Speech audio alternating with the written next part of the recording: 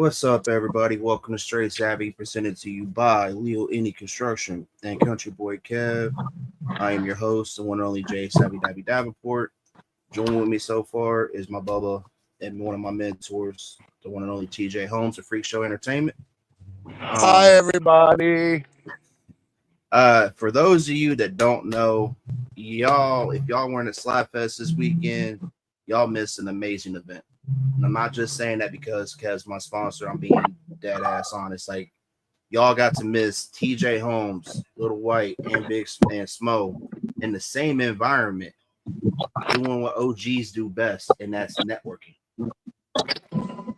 Like, I literally got to watch everything that you and Kev taught me play out this weekend. So thank you very much for that, TJ. Very welcome. It was an honor and a pleasure to be there this weekend. It was awesome, and I got to hear TJ. I got to hear TJ sing "Purple Rain," which there's a story behind that because it was set up as a troll to be fun of. Not that Kev was trying to be malicious or anything, but it was just a gag. And this motherfucker right here had the whole bar of people had no idea who the hell he was stopping and watching him and recording because he said they're singing and they're singing Prince. This motherfucker can sing Prince. It was funny because I'm sitting there watching you, and then look over and I see Smo and SP dancing, and I'm like, dude, this man just set the whole mood for the bar.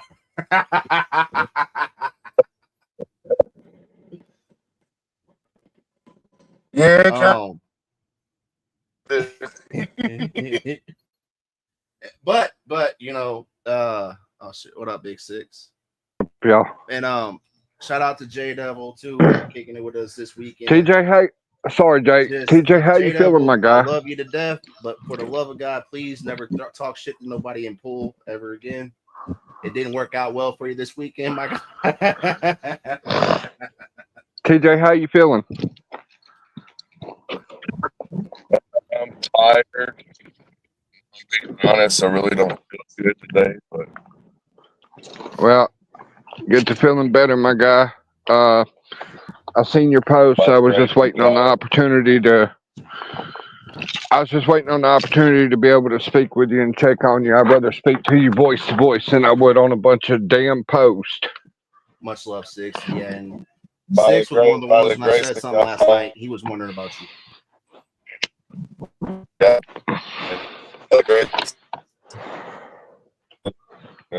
Well, please take care of yourself, because I think still get some fluid on my heart. He's going to the store, so he might be cutting out, man. I don't know who them two are that I was talking about to you, Jay. I don't know who they are. I've never heard of Creeker Mariah till last night. She's the one that makes clips of everybody. That's how I found out about her. Somebody told me to go to her page, to her channel, and she's running with a narrative that I'm a bully. I'm not a fucking bully. Running with narratives right now. I'm not a bully. If you troll me, I'm gonna troll your fucking ass back. That's just what it is. I know. Anyway, I seen y'all had a good weekend. We did. Shout out to all y'all. Which I do have an announcement to make before I play any music. Next Wednesday night, which Six, you might like this. Not only do I have TJ Holmes coming on the panel as my special guest, I have Tom Ski Mask, I have Country Boy Kev, and Smo as my special guest next Wednesday night. That's dope. That's dope. That's called growing. That's called developing. But I'm a nobody, man. Like, that's why today we're going to talk about accountability, because I got some shit I want to say after how the past couple of days. Bro, everybody has to start somewhere. Even a rap artist, if they're just now coming into the game in the last 2 or 3 years, they probably started out with BandLab or Garage Band or you okay? So the moral of the story I'm getting at is you got to start somewhere. Facts. Oh, I know.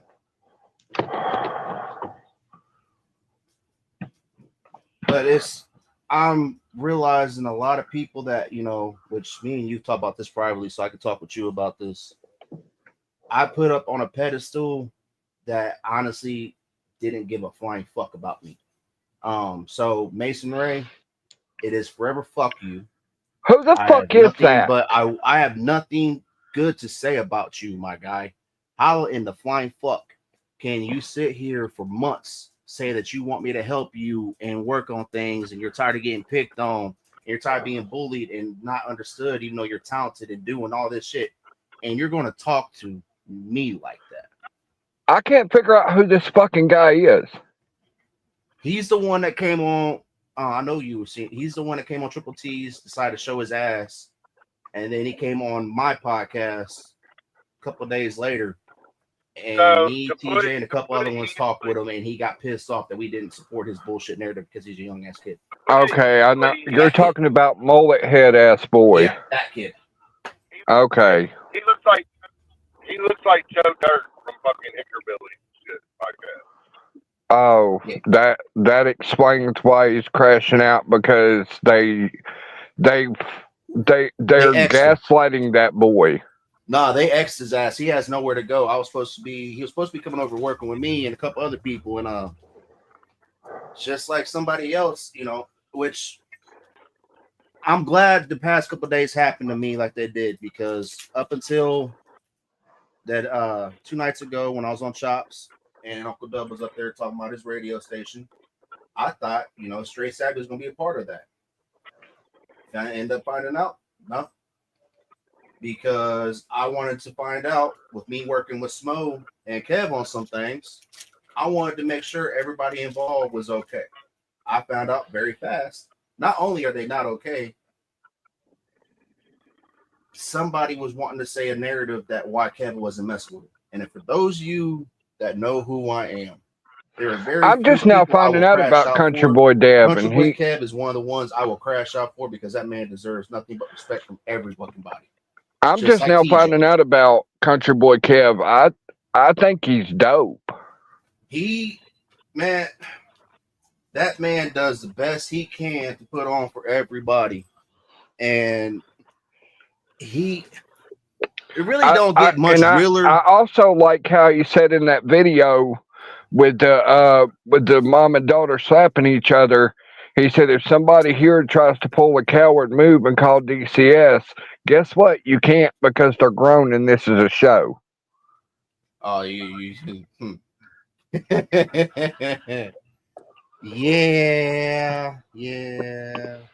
He says, they're going to call them dumbasses. Yeah, I thought that was the dopest shit ever, bro.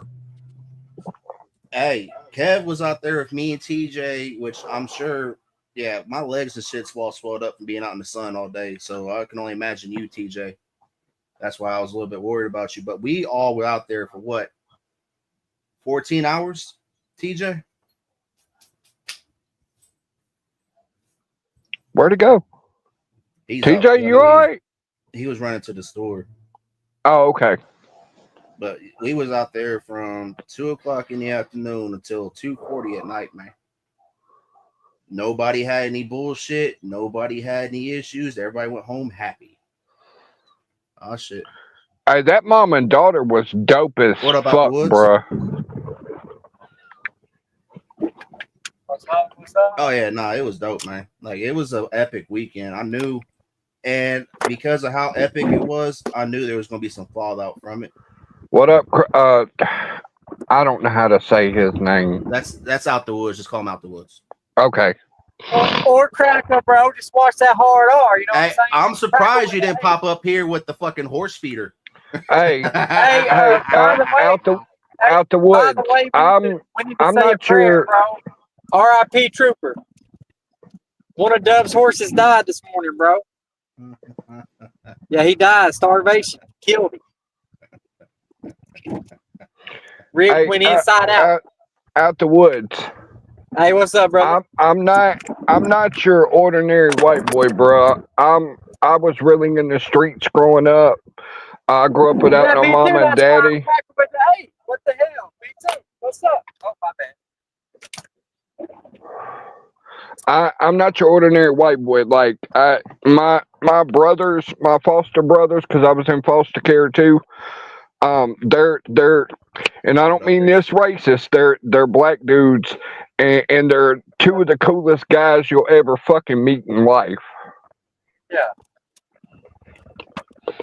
I hear you, man. Where'd that come from? Yeah, I don't know. Because he said don't say the R What's word. understood ain't gonna be explained, homie. You good? He's talking about Cracker, bro. I didn't say the R word. I said cracker with No, he the didn't say 8. the word. No, I said you said don't say the hard R word, and I was like, no, I don't get down like that. He talking Yeah, yeah, about that's race the horses. joke. All right, for those that don't know, this man down here, he the other night when Uncle Dub was on here, he was talking about how he made a great analogy as far as people with race horses. Because if you have a winning racehorse, you do not treat your winning racehorse like your losing racehorse, correct? And we all just came to the assumption that none of them horses were getting fed. They're all Hey, skinny as hell. It's I'm just proud of everybody out here grinding, man, getting it in, and that's what I'm proud to see.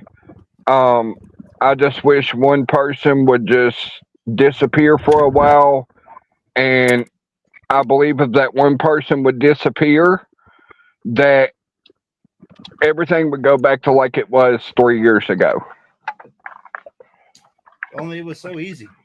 Well, what happens where, what I want to talk about today is people I've noticed, in out the woods. You witnessed this the other night. So did you, Six. I do not understand why people are so quick to want to defend people that they know are wrong.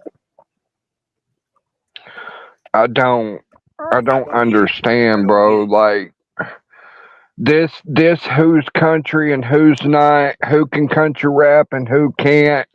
That shit's dumb as fuck. You don't need to pick sides. It's not supposed to be about sides, man, at all. It's dumb as fuck. It's childish. It is. Like all this bullshit has cost me not just losing a friend because of his dumbass actions, but losing somebody that I thought I was gonna be working with and had a lot of respect for until he talked to me the way that he did. You know what? Yeah. If people out there want to sit there and say I baited him into that shit, cool. I don't care if I baited in Dub or not, because I really wanted to ask. This is point blank. I work with Smo and Country Boy Kev, and I found out Dub had issues with them. So before I get more invested into Dub, I want to make sure I'm not walking into a hornet's nest. And what the fuck did I find out? Facts. I don't need to get involved. I found that out quick, point blank, that I am not welcomed. I am not wanted. So therefore, I'm not fucking with it. So now, instead of having to sit here and waste any more time on something I'm not wanted on, I can focus on my shit.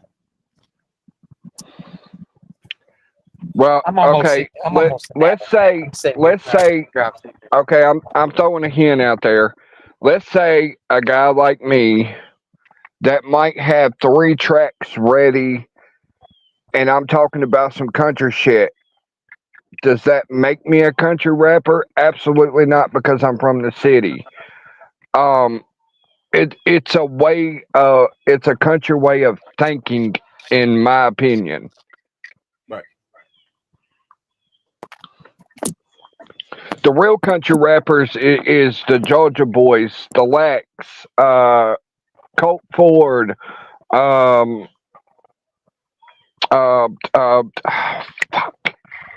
Well, anyway, you get my point. I thought country was a mindset, not a lifestyle. That's what I thought. Look here. Like out the woods, man. Like you were country as fuck. Like at least in my standards. I be rapping too. I just ain't put out music. After my brother passed away, I gave up music. I took all my music down and shit. I just got back into this shit less than 6 months ago. So, hey, R.I.P. to them gone before us, bro. Thanks. Yeah, Yes, facts. sir. And that, Yes, sir. but it's just like I Long grew live up, you K know, Rock, good bro. old Long days. live K Rock. They didn't consider themselves country, you know. They could go out, you know, dress all spiffy, but best believe when it came to working, them motherfuckers work from sun up to sundown every fucking day. Yeah. But you know, I Well, you seen what I did yesterday? I let the yeah, house bro. spray him, and then my shit broke down. I had to get a tow truck. I didn't get home until And 11:45, not and I just a regular tow survived truck. He and broke down with the showed my face. 350. Oh, is it a 350 or 550? 550. Yeah. It's a So you had to get 550. Yeah. an actual half semi to come get your ass. Hey, y'all know what I want Yeah, to it do? was a full. It's a full semi. I weigh 30,000 pounds. Hey, my one thing on my Yeah, bucket my truck's list got is welders and cranes on it. one Oh, thing on my bucket list is I want to meet some Amish people in real life. really? You ain't Hey, I never can did hook that? you up. I got an I Amish was about to say, home, I can bro. hook you I up got too. you. Come to Ohio. I think Hey, they're Jay, dope look, as Jay, fuck. look half Amish right now. Fuck off. Jay, look Amish right now. Fuck off. He look like he got a wagon behind that cart right there. You know, that's always been everybody like in That- terms of how I like to do this shit. Yeah, I got Hey, you. no, wait a minute No, now. I've never. I do too. And my wife Most Amish made me people, grow mine out. I don't like mustaches. I used to shave mine when I was younger. Amish Ooh. people is them people that you cannot approach without knowing one of them. Well, I'm telling you, I know one. I know one in Oklahoma. I got you. All you got to do is pull up. Chaotic, perfect, right there. His country is a place, a state of mind, a way of life, character, morals. Facts. Yeah. Yeah. But no, that's Yeah, my on thing my is bucket though list. that this subject though that subject is so over talked at this point. I just let the music speak for yourself. Yep. And far as anything else goes, Hickorbilly show I catch it, clips I don't of it even know who on you're shorts and talking stuff. Yeah, but Okay, listen, there's two people. I'm only There's bringing two it up to people on make a that point. podcast. I know. There's Hang on two one people on that podcast I have a personal problem with. It's not their music. It's them, their fucking self. Hold on, Sticks. I want to know what Backwoods was Yeah, I'm about to say, saying. go ahead. Oh, my bad. Sure Sorry. I only- the same way. Yeah, I only was saying, bringing them up to make a point. They're all talking about, a lot of people on the, let's say the redneck rave side of things. They're all saying that they're trying to put out hood music and infiltrate the country rap. And I'm telling you, bro, they sound like a lot of closet racists. I mean, you wouldn't have country rap without rap.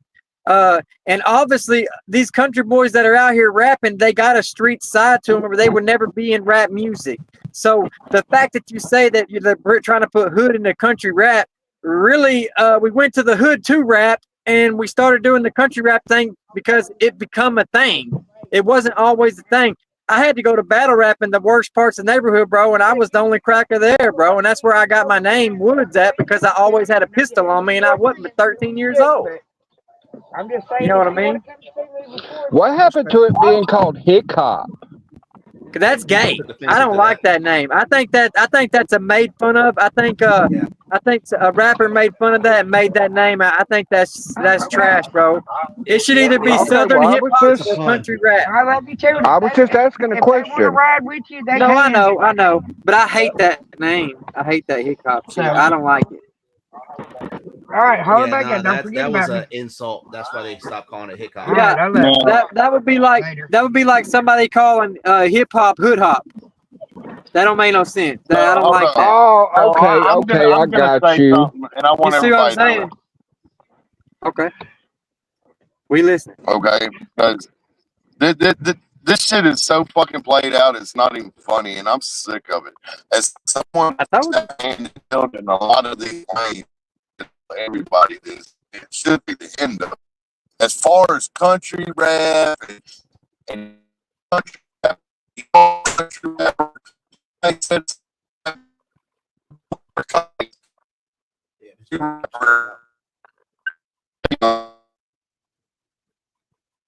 Your mic keeps cutting out, TJ. It don't matter from the city. It matters if the country. TJ, we know You in the country right now because your shit is cutting out. Oh, would you look at that? I got 16 viewers, so that's 13 more than the 3 that I said I only have. Yeah. Yeah, you're cutting out real bad, TJ.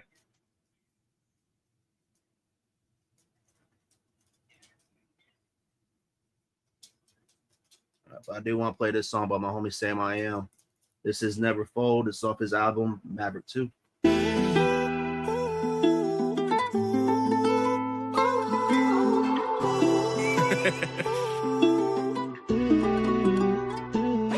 I remember all the nights I spent in the cold, down in the gutter trying to get out the hole.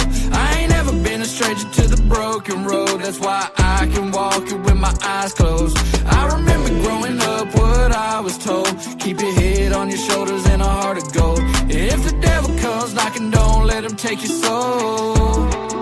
So I will never fold. EST was 99 down in Memphis, Tennessee. Ever since a little kid, I've been building up the stream. A lot of people tried to say that it would never come to be, but I proved them all wrong because there ain't no stopping me. I like to see half you bitches build something out of nothing, but most of y'all been frontin' and it's hard for me to stomach, cause I've been down in the gutter situation, steady sucking like a hooker on Lamar, trying to make a little money, and there ain't nothing funny about being fucking broke. Sleeping in the side room next to a studio, writing rhymes on a pad, trying not to lose hope, cause you know that your flow is so motherfucking dope. Had to let the hunger build till I damn near choke, and all this shit after Pox had to give the Lord his soul. So please don't try to tell me that my story's being wrote when I change the outcome with every pen stroke, cause I remember all the nights I spent in the cold, down in the gutter trying to get out the hole.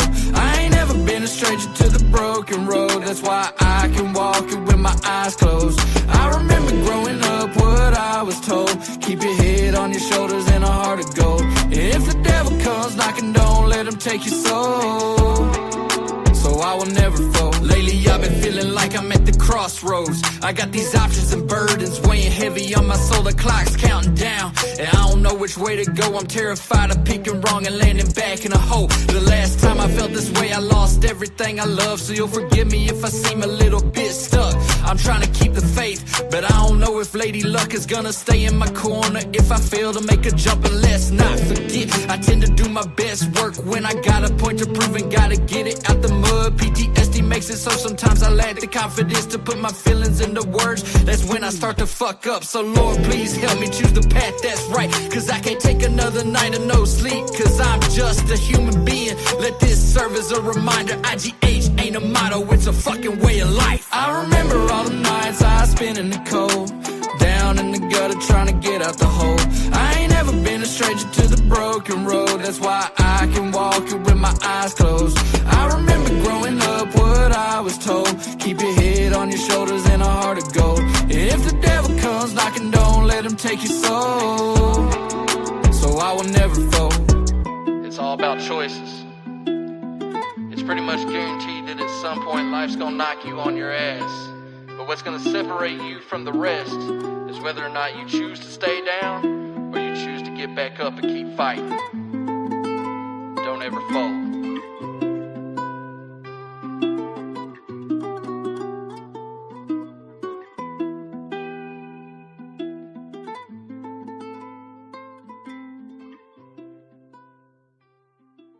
Yeah, Sam asked me to play that today, and now I see why he asked me to play that. Because that is one thing about me, and I'm sure if you know me by now, you can pretty much tell I ain't gonna fold. You can do whatever you want to me. You can throw whatever you want to me. Whatever life thinks that they got from me, I'm not gonna break. PTSD is a motivator for me because I love proving people wrong. They told me I was never going to be able to walk again. I started walking on my own in 3 months because I will be damned if you're going to tell me I cannot hold my daughter. And she was only 3 years old at that time. So yeah, that's just a tiny bit. I have a heart condition, a condition with my brain that doesn't make me act right, and it makes my body have certain reactions to certain things. And you will never fucking know unless you actually see me and you're like, oh damn, take it easy. Fuck that. Nah. because I have a very big point to prove, and a lot of it's to myself because I fucked up a lot in my life. So everything that I've done from the time that I started doing better till I can't no more is me making up for all them fuck ups. It is not to apologize to everybody because I can't take it back. But I do have a lot to make up for. So yeah, nah,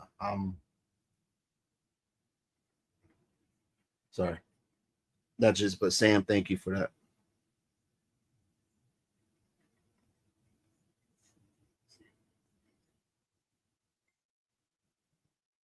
Sorry, I'm talking with Mike's sons right now about tonight.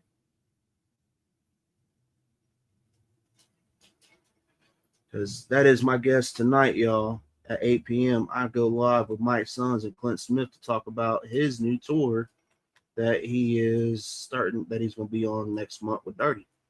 So I'm about to switch over to my regular playlist on YouTube, or regular streaming playlist. So if y'all get kicked, I'll bring y'all right back up. It shouldn't do anything. Yep, I thought it did. Cool. Cool. I guess StreamYard was doing some weird shit. It fucked up a lot. Start shit off. But all right. TJ, see if you could talk now, that way we can hear you. What you were saying.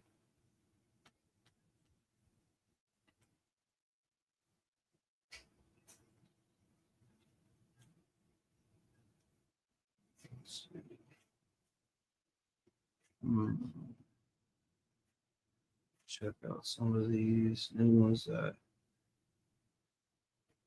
Sam linked me with.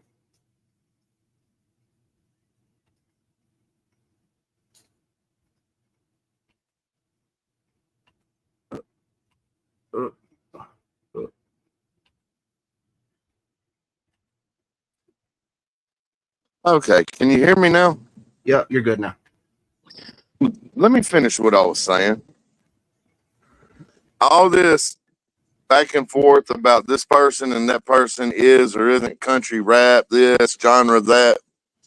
Bro, that shit is so fucking played out and so retarded, it's not even funny. And the reason why I say that is it doesn't matter where the fuck someone's from. You don't know what the fuck they've done in their life and what they've been through. Lil White is from Memphis, Tennessee. Ain't shit country about Memphis. It ain't nothing but city. But y'all don't understand. That motherfucker goes outside the city limits to his godfather's farm and is on his farm every day fishing, fucking doing all kind of shit. It don't matter where you're from. Marcotic.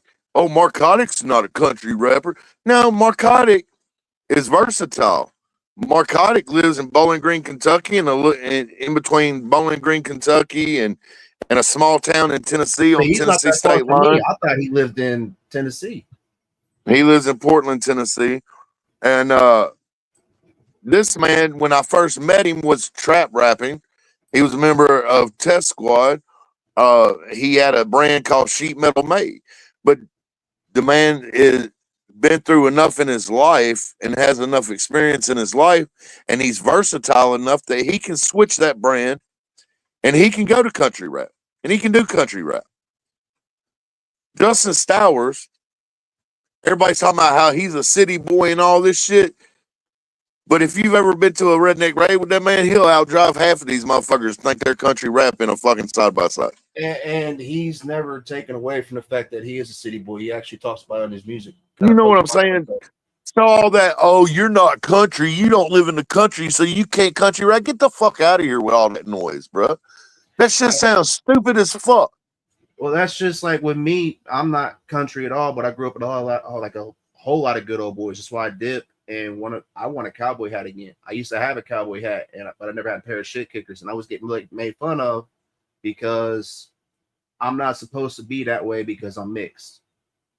Like, I was one of the few that liked Upchurch music and got made fun of because I blasted Upchurch's music over A-Cows because I related to a lot of what he was talking about. Yeah, y'all can go ahead and clip that. That's why. So a lot of what y'all see me say about Upchurch is coming from frustration as a fan and getting to the point where I'm at now, and being cool with Leroy Biggs like I am and other people that man has came at. I took offense to that. because how can Anybody, somebody that is let me supposed to just go be ahead and go on record and say this: anybody that clips shit, a lot of them do. Did we lose him again? Oh. But while I was speaking, I'm like I about said, me. I you keep cut it out real. again. You cut out. So yeah, you cut out. I didn't hear. Nobody heard what you said. Fuck it. I won't say it then. It's obviously not meant for me to say it. But it's I spoke on it more than once. But what's the people need to stop trying to convince people how to be, because you know why? You are not that person. You cannot relate. You cannot understand why that person feels that way about somebody. Like Absolutely. Just in Time has a couple songs that I can relate to, like the one Breaking Me Down. I love that fucking song. That is one of my favorite songs because you know why? I've been there, done that.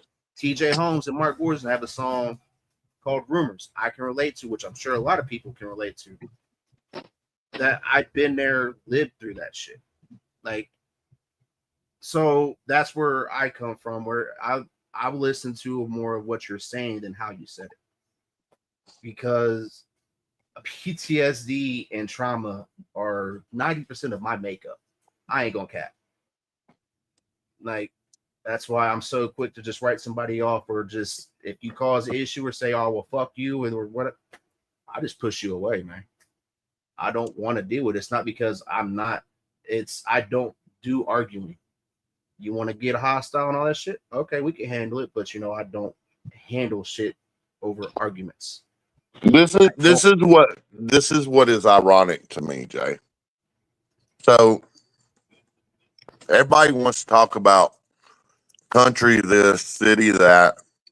Like that's a valid point to make.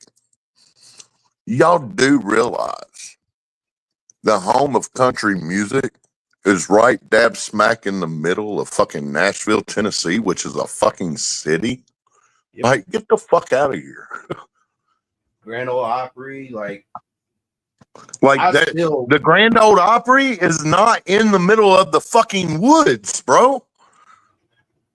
It's not. You don't have to be from the woods. You don't have to be from the middle of nowhere to be fucking country. It's just. Well, let's be honest with it, TJ. You're a music historian, like I am. Like the Roy Jones and all them, like everybody that the Big Bopper, all that was played out by Elvis, correct? Like this is just me going over the changing of music. And then James Brown came along. And then Prince came along. Then Michael Jackson came along. Each phase and every bit of this had a phase out. And it's not that it's not dope. It's this dope. I'm just trying to it's just everything. Well, Michael Jackson came along. Michael Jackson came along before Prince, but okay. But I'm just saying, like, and well, yeah, right, no, I get it. In the 90s, the hip hop genre, because for the 80s, you weren't allowed to listen to that shit. You played Two Live Crew or Two Live Crew performed, they got arrested. Like saying "pop that pussy," like anything in Two Live Crew, any of them. Same with NWA. And now Two Live Crew literally got banned in America from performing. But yet now you fast forward to today's generation. WAP was one of the hottest songs. You could hear that shit everywhere. But yet 20 to 30 years ago, they were buying CDs and rolling them over with fucking steamrollers. Banning fucking Rage Against the Machine because they spoke out against the government, but now it's okay. Like, this shit evolves each way, no matter how you go, y'all. And what happens is, unfortunately, not everybody can stay consistent or adapt. Am I wrong on that, TJ? Nope. Like, look at it like MTV now. You don't even see any MTV hardly ever plays music. For a point in time, that's all it was. But it had to evolve to focus on the drama because, unfortunately, drama and sex sell. Real shit does not sell. Nobody gives a fuck. They say they do, but they only do when it affects them. So therefore, you just have to flood it with bullshit. What's ironic to me about all this country rap shit is if you want to talk about the country aspect of it,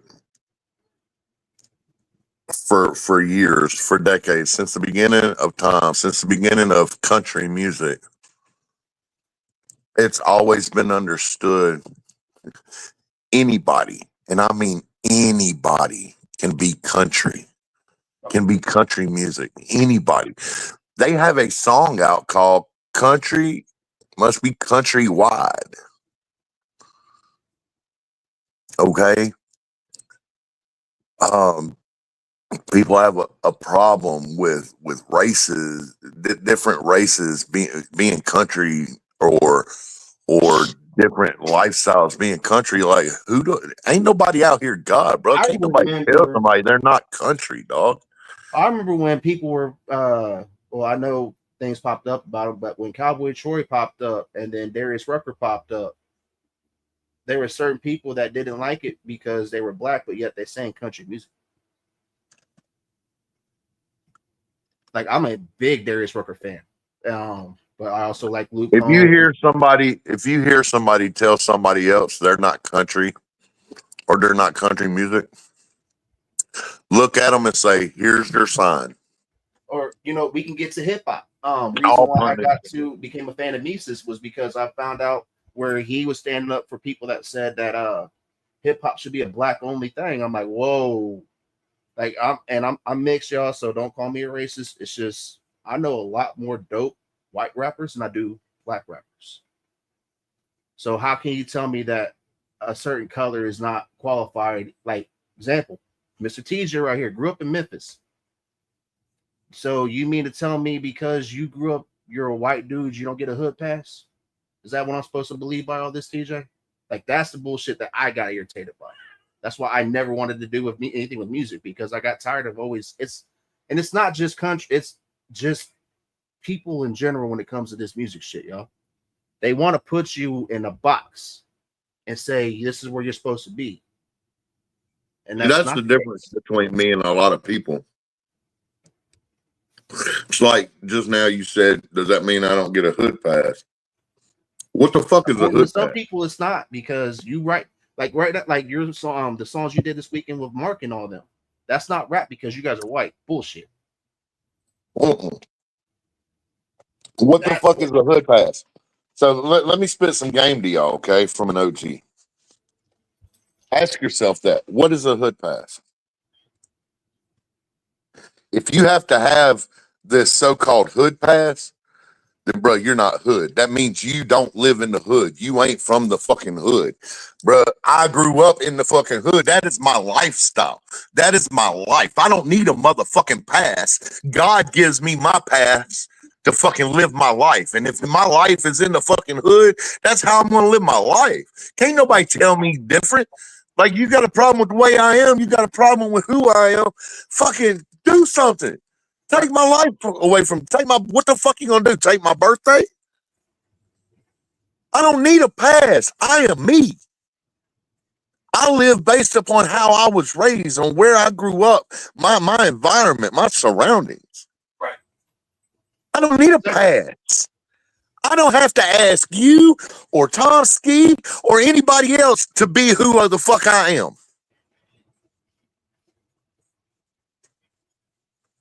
And people don't understand that. So if a motherfucker comes up to you and asks you for a hood pass, bro, you ain't with that life, dog.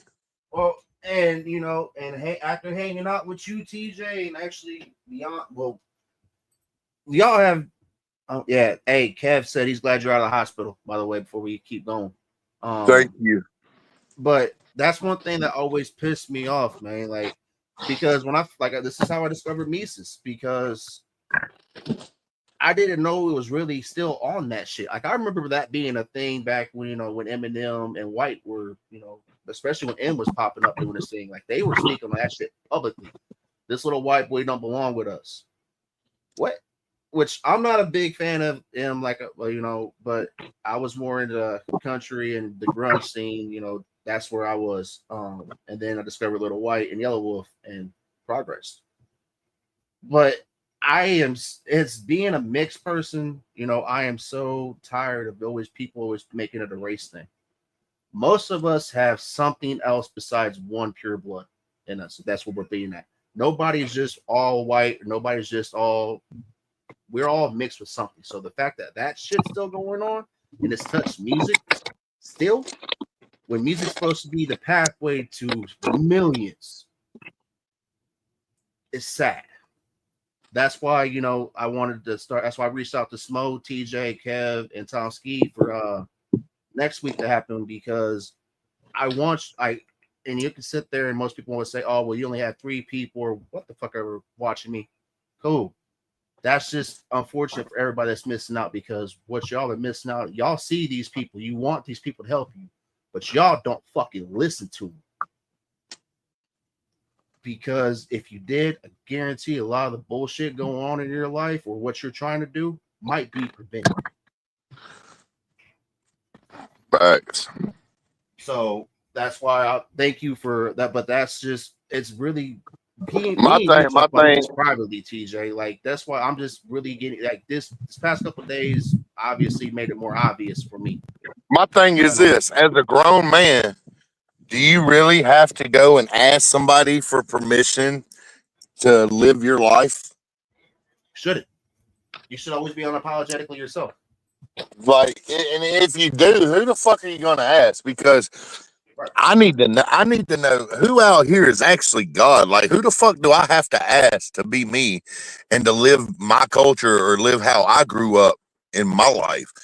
I'm not apologetic for nothing that I say or do, because I'm me, bro. If you don't like me for me, fuck you. I don't need a pass for anything. The only pass I need is from God himself. That's it. So all that hood pass shit, bro, that shit tears me up inside when I hear that shit. If a motherfucker has to ask for a pass and has to ask permission to be who the fuck they are, then they obviously fake as fucking. That ain't who they really are. That part. That's why, you know, I think it's funny when most people's insults are usually something basic, because that just shows how uneducated they are.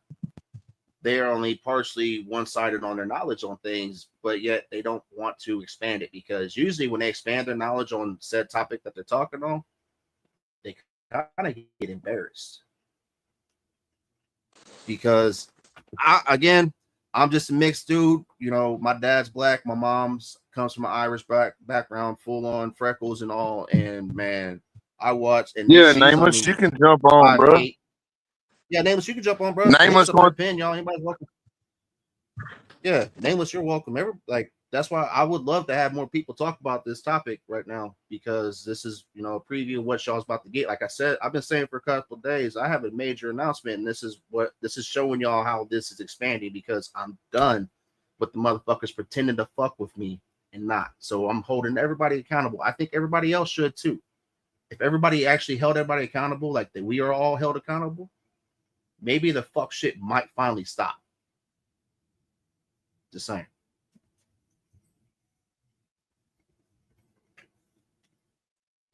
Yeah, chaotic, you're a goof, motherfucker. But Sam sent me. This is one of the new artists. Sam sent me. I want to check him out. This dude's name is the Snake. Rock. I think that's his name. Hey, but shout out to Sam I Am, man. That dude made a post on reaching out for people, and I've had so far about 10 people hit me up to want to, you know, get locked in with us for what we're trying to do with this. So thank you, TJ. Thank you, Kev. Thank you, Donnie, Chaotic, Smokehouse, everybody. Y'all know who y'all is on helping me with this. This is might be, you know, internet or whatever to y'all, but this is a lifelong project that is finally becoming what it's supposed to be, because I finally have the team that I need. With all the health problems I've had, man, it's made me look at things a lot differently lately, man. I'm done wasting my time Same. with the nonsense shit, man. With having to ask for permission or worrying about am I gonna offend somebody, bro? Just Mm. y'all if y'all listen to this, live your life, bro, the way you want to live your life. Because at the end of the day, when you take your last breath, your thoughts don't go through nobody else's mind but yours. And are you gonna be able to say, I have no regrets? Or are you going to say, man, I wish I would have just went ahead and been this way in my life because I would have liked to know what it was like to not fucking worry about what everybody else thinks about me. You know what I'm saying? Like at the end of the day, when them last thoughts go through your mind, what are you going to say? I have no regrets or I regret this. Bubba. And that's what matters. My Bubba. What's up, my guy? What's good? Oh man, I'm just listening. Yeah. Just listening, man. I love the Man, God thing. I do want to say I'm though, down. real quick, I am so proud of you, my guy. I want before I play this song, my man right here just got picked up and signed, man. Just talk your shit. I want you What to up, brag I'm about man? down. yourself for a minute. I'm down with the God thing because I feel the same way. That's I said that to a certain person as soon as the shit went south with me, man. I'm like, who the fuck do you guys think you are, God? Like, Yeah. you get Don't mad at nobody out motherfuckers here who run you shit, bro. or Hey,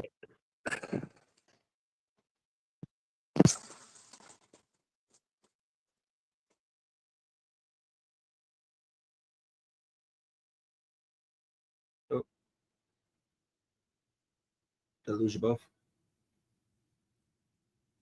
you got me. I think I lost names. Nameless is there. I know I it didn't know cut if out it there had for through a minute. me I or not. thought it That's was why I my thought phone. for a minute. I'm back. All right. Hey Sam, is this the dude right here? Like, is this the dude? Finish what you were saying, Nameless. Yeah, finish what Like, you're saying, Amos. That's why I was waiting on, Bob. So everything that went south with the shit that I was in, that's exactly what I said to them. Like, who do you guys think you are? You're God. You're not God for one, because you don't do that to people, man. You can't control people for being who they are and doing their thing. And then you got everybody wants to sit there and support motherfuckers, right? Be like, yeah, man, you go do your thing too, and this and that. Then when you do, they want to stab you in the back and try to control you. I don't. That's not me, man. That wasn't me when I got into it, and that's not me at all. I'm not doing that shit, man. No, you ain't gonna control me. I'm my own person. I'll do what the look, fuck I want. I had a friend out here one time locally. It had nothing to do with music or anything. Me and him had a falling out, and he blocked me. This was back in like 2013. Dude blocked me on Facebook and shit. And somebody come to me and showed me this fucking post he made calling me a wannabe. A wannabe. Like, come on, dog. So Want to be what? he forgot that he posted that months later. He calls me up and asked me to give him a ride to the bar one night. And so I gave him a ride to the bar. And while we were at the bar, I called him outside. I was like, "Come here, man. I need to talk to you. Since we're back on speaking terms, we need to have a talk." And I pulled that fucking post up, and I said, "I want you to read what you wrote." And he's like, "Yeah, I'm sorry." I said, "Let me tell you something, motherfucker. I ain't never want to be nothing. I'm me. I'm exactly who the fuck I am. Not who I want to be. None of that. I am who the fuck I am." And I commenced to beating the fucking brakes off a dude. Like, ain't near one of these ain't near motherfucking person walks the face of this earth. My fucking boss, my mama, my daddy, my mama and daddy are dead. And ain't none of them God. If you ain't one of those three people, don't worry about who the fuck I am or what the fuck I do. It's like I said in my post. If you don't like me, if you don't fuck with me, you have one or two choices when you see me. Keep fucking walking and don't say a fucking word or swing. Throw a fucking punch. Other than that, shut the fuck up and don't even speak on my name. Nope. Like TJ, Period. you got to watch me. You actually got to see me at an event, and that's why I love when people talk to me because they must have seen me at an event. And if you think all I do is a podcast, motherfucker, you is so lost on your because nah, that's what people think it is because nobody can I'll be right back. really speak on anything except for select few. Like Nameless was one of the first people to pull me under, brought me in and wanted to get to know me. TJ wanted to teach me how to do this. So did Country Boy Kev, Jeremy Wayne Jones. I'm not gonna speak on his name because I don't think he deserves the attention. But I literally had that happen to me this weekend, bro. Like a motherfucker hugged my neck and dapped me up all motherfucking weekend. I love you, Bubba. It's good seeing you, Right? Bubba. Like that's what was crazy about with that situation. And as soon as I pull out of the fucking parking lot the morning of, it's be careful on the road, Bubba. I can't wait to see you again, Bubba. And 5 minutes after I leave, he walks up to my artist talking about watch out for him because he's a snake. Man, y'all some hoes out here for that shit, bro. Yeah, that's that situation. And the fact that we had anything negative come out of was this weekend was dope. Like I got to hand my merch off to Little White and Smoke. Like I got to complete a childhood fucking dream this weekend. This man watched me do it, man. Yep. So nobody can take anything. Nobody can say shit to me at all when it comes to this because I see how most of these motherfuckers move and you can't even get them out of the fucking computer. That's it. It is what it is. But I want to check out this song. This is the Snake Rachi. Sam said he's out of Memphis. So this is one of the artists that he hit up and they wanted to start coming through. So let me know what y'all think about. What's his name? The Snake Rachi. Okay. I don't. It's his first time I'm hearing about him, but shout out to Sam for being a homie on doing this. Shout out Sam Ryan, man. Yeah, just Snake Rachi. Yeah. Chap here, gang. You know. I can do anything I want to with this shit. This shit let's see how this shit go. Woo! Yeah. This is in my blood. This shit easy. It's very, very easy. Very, very. Woo! Yeah. Everybody down me, they hate to give me credit. Came a long way from making meal with my selling. Underground king, me and Harry, you got something coming. Hit the spot, throw my money up. I made my pocket vomit. Let me honest, I'm the truth. Ain't no other way around it. I've been searching for somebody. I like to hear him in combo. Hate the brain, but it fan. My demeanor show you that. Ain't nobody out here like me. POL can find a man. God took his time with me cause I ain't seen nobody like it. I done done it all, so it ain't that much excitement. Then on all 10, no matter where, how, when. I can take a L, I'm still a man if I don't win. What it smell? All that me, I'm the shit totally. I just put some ice around my neck, it like 4 degrees. This shit hit below the knee, roll the drink, pour the weed. Burn the spot up in a month, had to move, broke the lead, never sweat. I don't keep sweat, it won't last forever. In the kitchen cooking chicken, know this a hamburger helper. Drum on the Glock with a switch, that's a marching band. I'm cool enough already, there no need for you to start the fan. Silence. I can't take this shit no more. I feel like Richie went but stole the show. Slime day, block like Eddie Kane in a heartbeat. The big got some jaws on her. I thought it was Shark Week. Pulled up to the top and told the driver he can park me. Ain't nothing about me sweet. I can't let you pop tart me. I'm just for the king. I can't let you share the shark me. My nigga white lord, he define like a heartbeat. They riding dirty pistol in my daughter car seat. I did all my time. I could get the one to pardon me. Ran through the city, glazing with me. I can't go for that. Pistol or hot boy don't make me hit you with that know you clap. Everybody down me, they hate to give me credit. Came a long way from making meal with my selling. Underground king, me and Harry, you got something coming. Hit the spot, throw my money up. I made my pocket vomit. Let me honest, I'm the truth. Ain't no other way around it. I've been searching for somebody harder than me, but it found him. Hate the brain, but it fan. My demeanor show you that. Ain't nobody out here like me. POL can find a man. Everybody down me, they hate to give me credit. Came a long way from making meal with my selling. Underground king, me and Harry, you got something coming. Hit the spot, throw my money up. I made my pocket vomit. Let me honest, I'm the truth. Ain't no other way around it. I've been searching for somebody harder than me, but it found him. Hate the brain, but it fan. My demeanor show you that. Ain't nobody out here like me. POL can find a match. Hey, I was popping photo route. Keep it real, hold the cap. They told you not to poke the bell. I'm riding like I own the fell.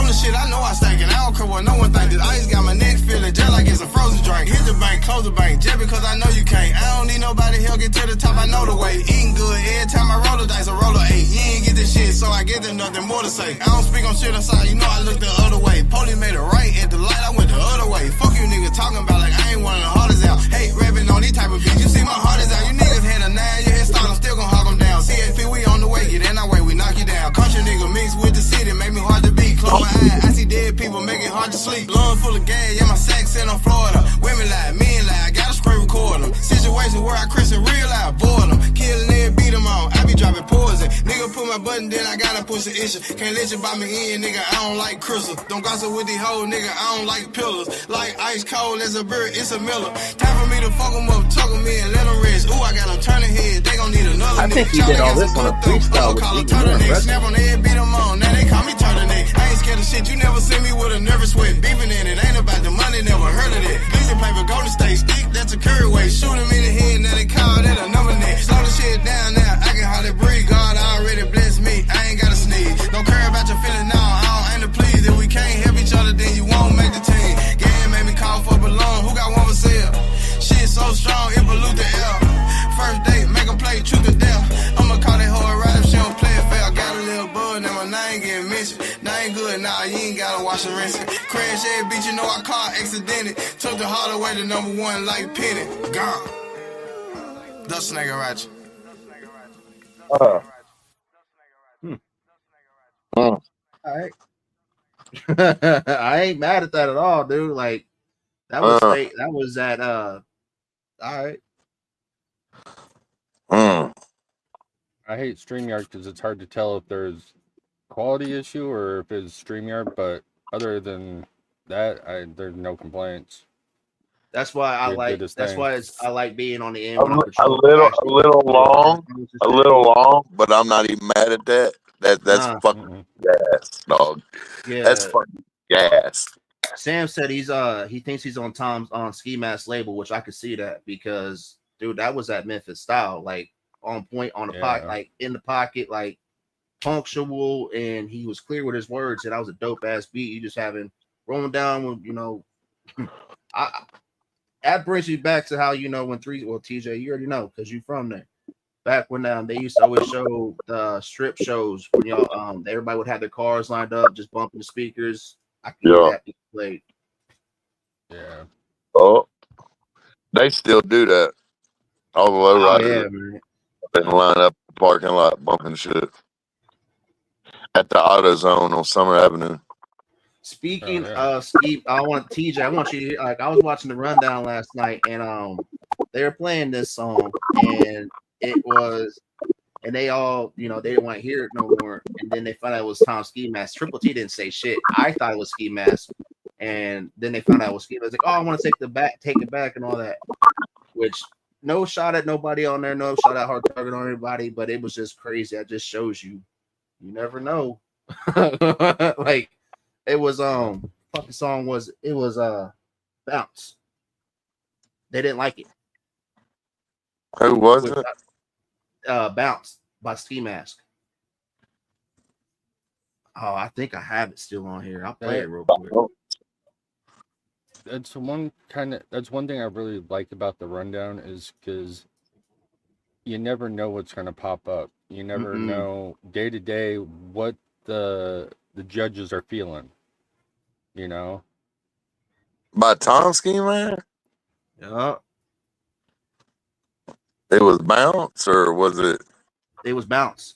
Well, and because he didn't send it in as Tom Ski Mask, he sent it in as his actual name.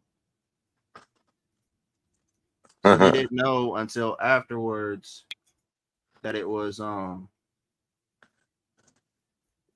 Ski Mask. Well, I fuck with all the Tom's music, and it's cool. Let me tell you the problem with these panels that judge music.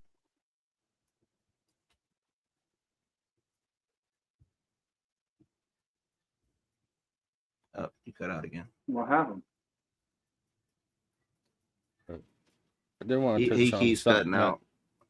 TJ had said, about life. Life is.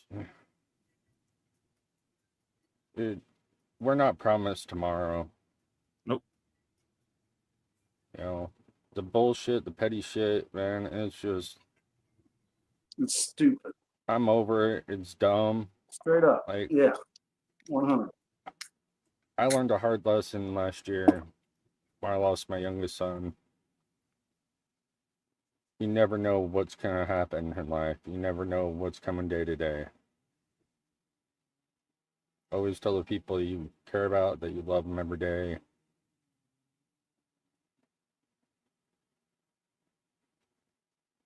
You know, and just, the petty shit's just gotta stop, though. That is a fucking fact. Like, it really does need to stop. Jay, do I have you on Facebook? Yeah, yes, you do. I'm going to message you something over and see if you can get it up to play it. I mean, if you message me something, then I could send it to myself. Yeah, Okay, I thought. No, I think it was Bounce. Sam, let me check. Let me just see if this is the right one I got or not. Because I know I played it on. What I was saying real quick. What the fuck was I saying, y'all? Oh, the panels. The problem with the panels actually judging music, is a lot of these guys judge based on personal preference and not in general music artistry, right? Tom Ski is a seasoned vet, bro. Like, he doesn't miss anymore. His days of missing with his song have been over a long time ago. The man is a legend in Memphis. Gotcha. Like, he had his hand creating music that people use, like, that influence people to this day. So the way you do that, and I can see why Tom did that and not put his name on there, because he didn't want somebody to judge him because they knew his name. He didn't want them to judge his music by his name. They didn't want him to judge his music by all that. You know what I'm saying? Like, people get on these things, oh, that's my homie Woodshed or whatever the fuck you want to call it, and that they're biased. They give biased opinions. I was gonna bump it real quick. Yeah, this is the song right here. This is the one that they said they didn't pass until they found out it was Tom.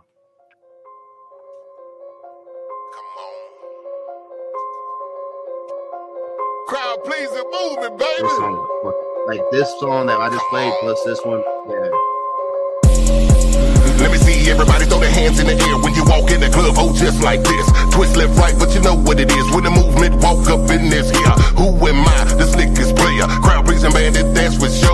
I ain't even bounce like I bounce right now, but you know what it is when we hit this flow. Keep that club rocking, bouncing, shaking, moving every time. Gangsta walking, throwing bows. You see how this OG shine. Tear up the club, throw a few chairs. Start a ride in this thing, who cares? Move, get your ass out the way right now, cause you know this kid right here don't care. Let me see you bounce, bounce, bounce. Let me see you rock, rock, rock. Let me see you do this dance and go on and turn it out, out, out. Let me see you bounce, bounce, bounce. Let me see you rock, rock, rock. Let me see you do this dance and go on and turn it out, out, out. Let me see you swing, swing, hey.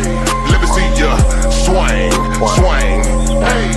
Let me see you bounce, bounce, bounce. Let me see you rock, rock, rock. Let me see you do this dance and go on and turn it out, out, out. Man, we back in the club, everybody what's up? The way we move, we turning up. In my city, we known for gangsta walking plus getting bugged. Let me see you do that right there. Let me see you get loose. Oh yeah, when the crowd pleasing bandit hit the stage, this crowd gon' scream out. Hell yeah. Man, when I move like I do, watch how the old school gon' groove. This is nothing that's new. This is something I do. Y'all ain't moved the way that I rock. This is something like a TikTok. My sauce is gonna drip. You know I don't stop. You know I don't stop. Let me see you bounce, bounce, bounce. Let me see you rock, rock, rock. Let me see you do this dance and go on and turn it out, out, out. Let me see you bounce, bounce, bounce. Let me see you rock, rock, rock. Let me see you do this dance and go on and turn it out, out, out. Let me see you swing, swing, hey. Let me see you swing, swing, Hey, let me see you bounce, bounce, bounce. Let me see you rock, rock, rock. Let me see you do this dance and go and turn it out, out, out. Let me see you bounce, bounce, bounce. Let me see you rock, rock, rock. Let me see you do this dance and go and turn it out, out, out. Let me see you bounce, bounce, bounce. Let me see you rock, rock, rock. Let me see you do this dance and go and turn it out, out, out. Let me see you swing, swing. Hey, let me see you swing, swing. Hey, let me see you bounce, bounce, bounce. Let me see you rock, rock, rock. Let me see you do this dance and go and turn it out, out, out. Yeah, they didn't want to pass that song until they found out it was Ski Mask. Yeah, because of the name. Which again, no shot at nobody on that. It's just that's not the first time I've seen that. They did it to Zilla, and they did it to Sam too. They didn't make it through on the rundown because of but well, Which it's fine, blatant. Crazy they didn't pass that. They wanted to after they found out who it was. That's a banger right there. Well, that goes like with the song I just played. Like that's that style in Memphis, man. Like that's that level of hip hop that, and somewhat rap too, that hasn't gone away. Like it just got wrapped into it being the club music. And when you play something like that, like the visuals I get, like I told TJ with the dude we just played before, that's on Tom's label. That's where it puts me. That puts me on being, out on the night out when I was younger, watching everybody with their cars lined up, everybody's hoods up, everybody's trunks open, bumping, and I would hear that song and the one and that song. Let me see you bounce, bounce, bounce. Let me see like you somebody rock, sitting there rock, with their hydros bouncing that shit, and the girl shaking her ass right next to it. That's what I'm visualizing when I hear that. That Memphis style. And it's not even really Memphis, it's that southern, the southern hip hop. Yeah. Everybody says country rap. Wherever happened to southern hip hop? Like that was a hell of a genre back in the day, and it ain't gone away. It's just everybody wants to put a cowboy hat and shit kickers on and think that's they're automatically country if they rap. Nah. And to me, this whole country rap thing now, it's turned into, oh, you a white boy rapping, you're automatically country rap. And that's kind of how it's going nowadays. It's like, because Mises isn't country rap. Adam's not country rap. I mean, Georgia Adam Boys, talks a lot of shit about country rap. Not this, but what he says is honest. Like I hear a lot of people say that. Yeah. And it's, the fans adopt the guys in and bring them in, and that's who. So let me ask you something. Why isn't Adam Calhoun country rap? What makes him not country rap? He says he doesn't want to be. His style, his flows. I hear East Coast hip hop when I hear Adam. Right, but does he do songs about doing country shit?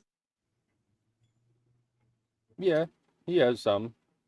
So he's not a country rapper. So here's the thing.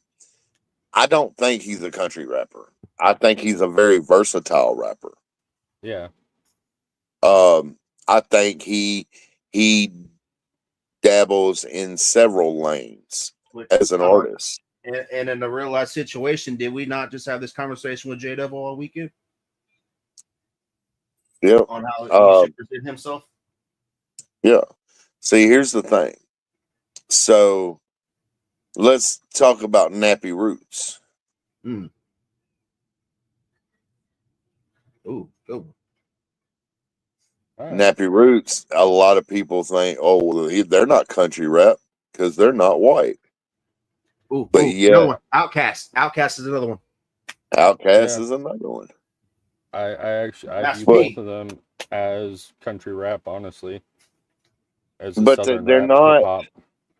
They're not necessarily country rap. They're versatile rappers, and they do rap about being in the country because they do have experience of doing what's labeled as country things, fishing and bonfires and working on tractors in the field. You know what I'm saying? Like that's what gets on my nerves about people saying this person's not a country rapper, that person not a country rapper. Man, they're whatever at the moment they feel like they want to be. If they experienced it in their life and they're rapping about it and they're putting it on wax, so what? That's hip hop. I feel like that whole conversation is a big distraction to what the whole rap genre as a whole could be. Let's be 100 with it, because you know we're all old enough to remember how when hip hop and rap used to be separate.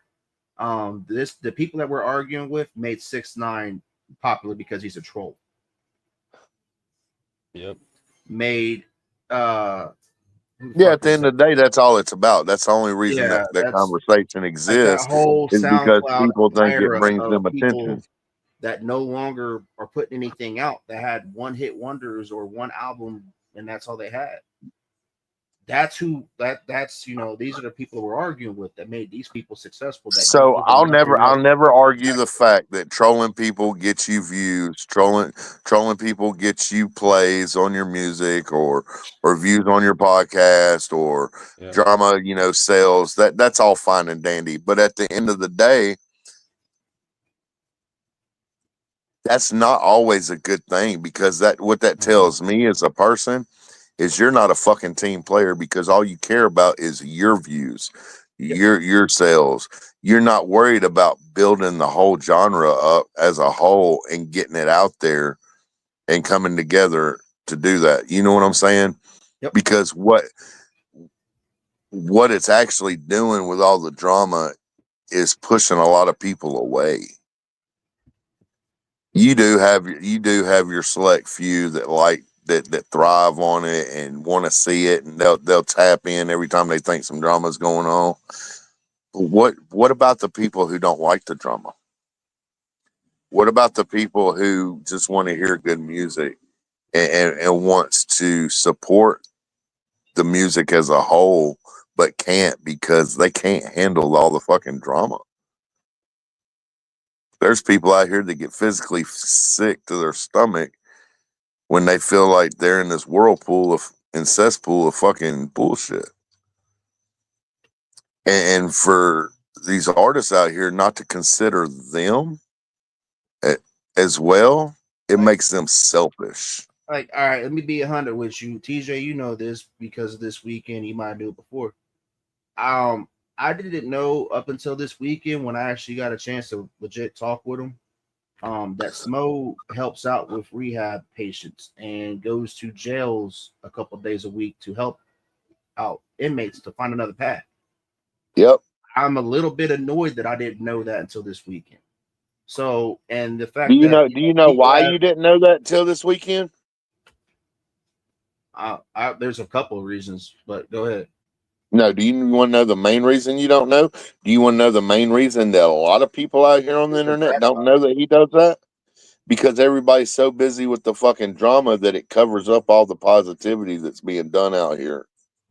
Well, that's why I told him, I was like, man, like, as many people have had you on and wanted to, you know, talk with OG and get knowledge from you, like, that kind of sucks that I didn't know that to this weekend. Like, you saw, TJ, you can back me up on all this. Like, you saw this shit. Like, you see, like, me and OG, like, legit had a full-on, like a 20-minute conversation? More, like, that's just crazy to me. Like, I took a picture of you and Smo sitting there chopping it up, and, you know, and made it, you know, that's what made me want to really do this even more next week with the OGs being OGs, because unfortunately a lot of people hear y'all, but they don't listen to y'all. You know, I don't brag. Sad. I don't brag a lot about good things that happen to me, but I've got to brag about this. Yeah, please do, man. I can back you up on it. Like, so I think the coolest moment for me this weekend, the most humbling moment that I had this weekend, is after I sang Purple Rain, the very next day I'm sitting down with Smo, and me and him's talking about the show that we had back in 2016 and I'm sitting there trying to remind him because he's been to so many different venues and they all kind of look the same to him at this point after all these years. And it's hard for him to remember a show and stuff. It's hard for him to remember names because he meets so many people. But he looked me in my eye and he said, "Man, I'm going to tell you something." He said, "Thank you." And I was like, "For what?" He's like, "Because that's a moment that I'm going to remember forever. You sang Purple Rain and me and my wife got up and danced to it." And I didn't even realize that they had danced while I was singing that song. You know what I'm saying? And You that didn't was even know that I was such a recording you, or That's Taisha dope. was recording you, and the people right. I was recording until I told you the next day. Like that was the coolest fucking moment I think that I've had in a long time You is for literally somebody made to tell me that. everybody that had no idea who you were stop and pay attention to you. Like I was like, also that's why I wasn't going to record it, but I was like, you know what, fuck it, let me go ahead and Smo record said, it. Because "Why don't literally you looking get out here around, and sing?" Smo was like, "You can sing. Why don't you get out here and sing hooks and stuff?" And I said, "Smo, to be honest, that just shows everybody, man. I don't focus on me. I don't care about if I have a talent or not, right? I focus on everybody else and helping them push their brands, push their talent out there. And what kills me the most is I do that and I put myself way in the back. I don't care about no spotlight. I don't care about if I can be famous or fucking blow up as an artist. I don't care about being an artist. But motherfuckers shit on me every fucking time, dog. Like I need them or something. Hey, bro, I don't need nobody out here. I've gotten everything and done everything I've done on my own. I've made my own sacrifices for everybody else. I don't ask people to sacrifice shit for me. And a lot of people can't say that. Them as artists, every day they ask somebody to make some kind of sacrifice. If they fucking ask somebody to book them, they're asking them to make a fucking sacrifice. Because if that show doesn't go off, if it doesn't do good, the person who booked them loses money. And that's money in their kids or their family's mouths.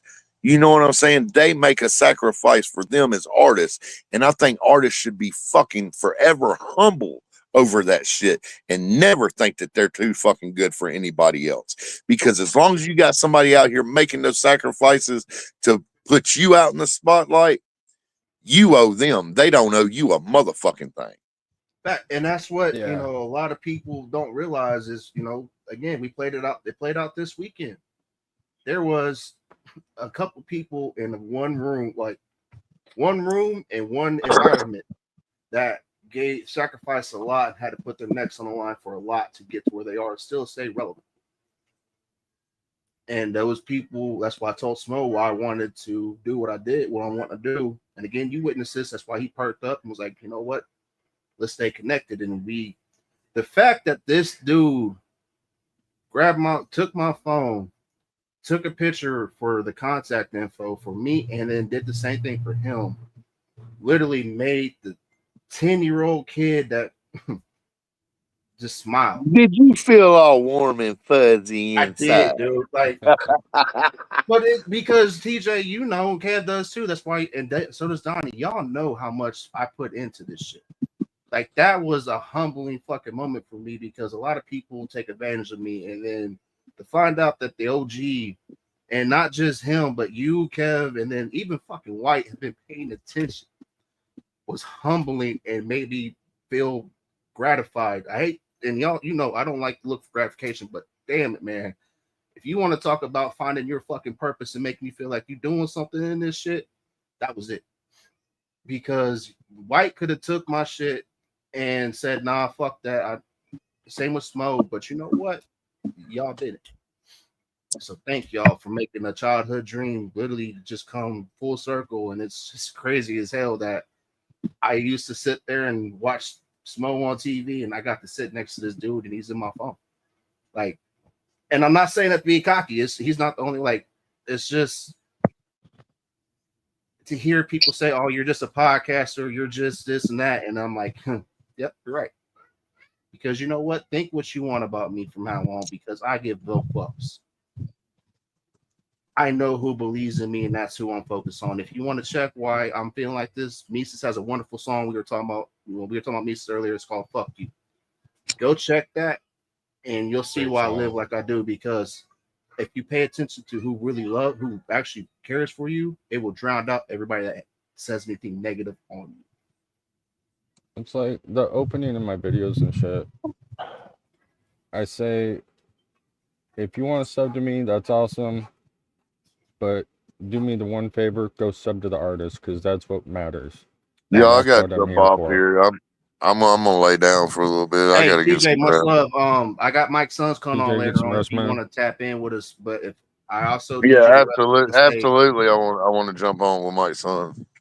yeah, because I need we're promoting his tour next month, so you know that's what. So for later, this is the free time y'all get with me. So later on, it's gonna be paying, and I don't want to hear nobody mad about it. So this is Thanks for having me on, Jay. Chat panel.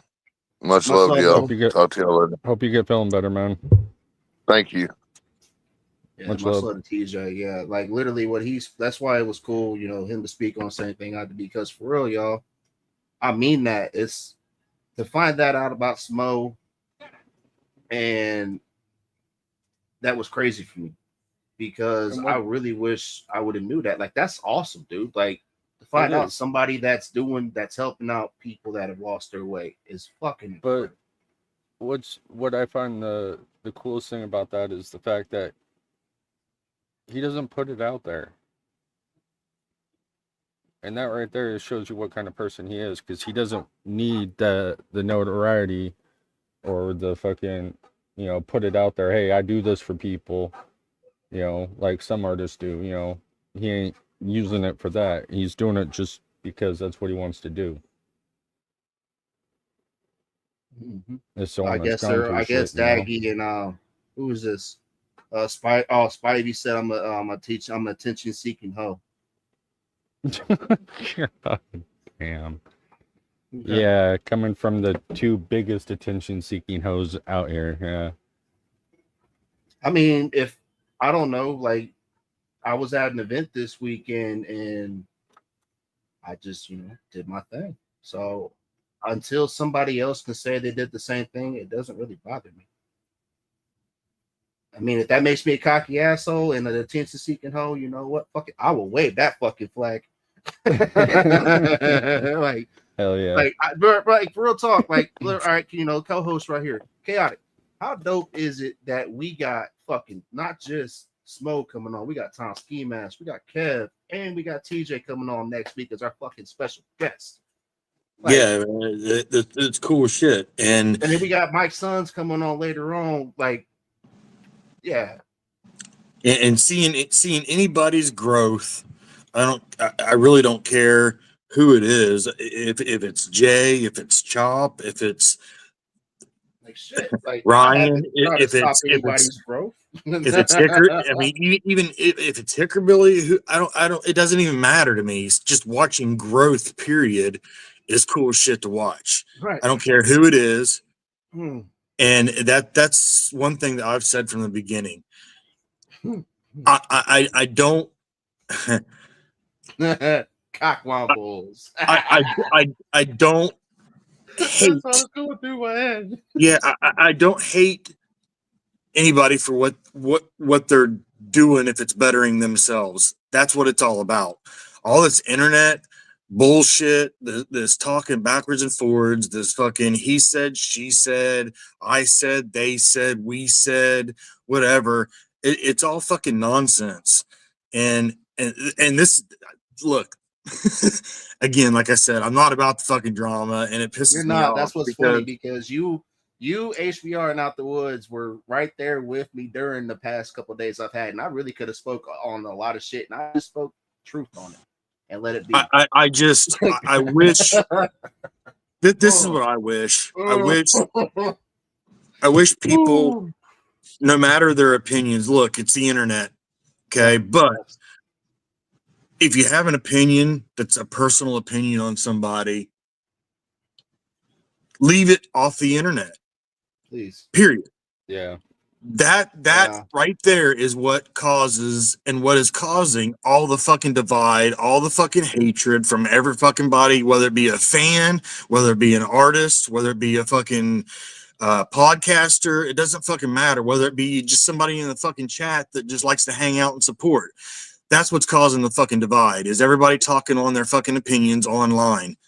Talk on fucking facts. Period. And That's this it. is coming from somebody that purposely stays the fuck out of every bit of bullshit. Like I can vouch for that.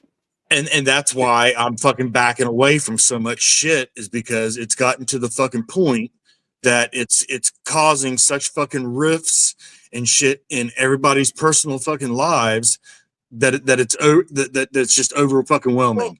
And the thing that is funny to me is, I've spoke like Chaotic. You were one of the ones I reached out to about this the past couple of days. I was like, you know what, bub, if you're mad at me, I understand, because I didn't want to do what I had to do. I didn't want to do none of that shit. Trust me, I don't like being that person. Chaotic knows. I really do not.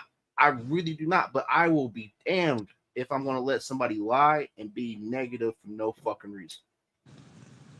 Yeah, I'm not. I'm not mad at fucking anybody. No, like I'm I not said, mad at nobody. Like I lost a fucking friend because he said fuck me and my dead kids, and somebody that I thought I was going to work with and had a lot of respect for, because he decided to come at me sideways, because I just wanted to know if I'm going to be investing my time with Smo and Kev on helping him. I don't want it to cause friction with me helping them if there's friction there. So that's it. And if that was a trigger or anything, you know what? Fine. But I don't want to find out after I'm already invested, because Chaotic, like I just told y'all my next 2 days, and that's just two of the projects I got working on. There is so much more. I don't want to keep wasting time fucking with people that are just going to make shit blow up in my face, because for fuck's sake, y'all, for the past 2 months, it's been something every fucking week. Oh yeah. I just wish, I've been around fucking on this internet and streaming and shit for a long fucking time before I even came to the music side. I was in the tech side, and it's the same shit everywhere. To say that there's no drama here, there's no drama Donnie there. has a There's no fair point in the comments. Is bullshit, because what is it?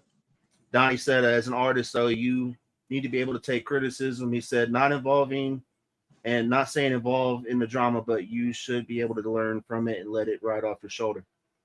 Mm-hmm. Absolutely. I said the other day, I made a funny comment. I said, I shaved my back so this shit can slide off easier. Facts.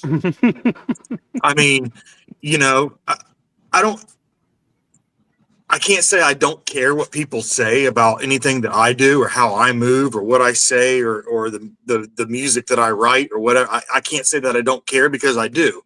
The reason I care is because it helps me improve. It's not going to bring me down. It's not going to make me fucking worse. It's not going to make me fucking quit. It's going to help me improve and build. Work harder. And just so Chaotic knows, and HBR knows this too, like they're very aware, and I said this earlier. So since people are feeling how they do about me, what I'm going to be doing, I'm going to keep my open panels when I do, mainly on the afternoon, and we're going to play some music. And but when I do my afternoons, like my late night, the afternoons when me and Chaotic or anybody on the team have somebody on, there is no longer, just play my shit or let me on. No, that's a fucking $10 charge.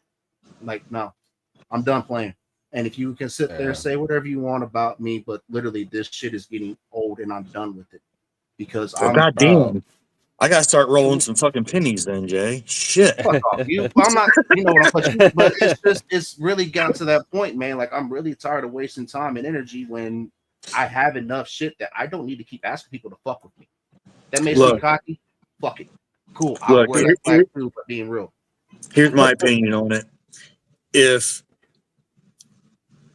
and I'm gonna use, no, I'm not even gonna say any names. All right, I'll be real. Let's go ahead and go with the real. Like, you watched this shit with Mason Ray for the past couple months where I was supposed to be helping him. You seen it, and look how that blew up in my face the same way it did with Stacks. I'm done.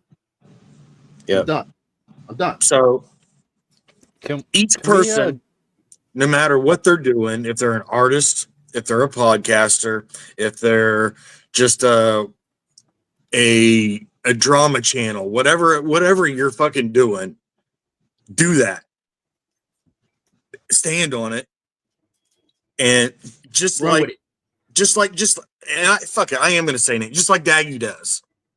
Daggy, hey, I don't go watch him, but god damn it, he stands on his shit. He knows he's a fucking troll. He admits he's a fucking troll, and he fucking stands on that shit. And so shout out to that. those who are making the clips for me, so I don't have to go give him a view, so I can stay updated on the shit.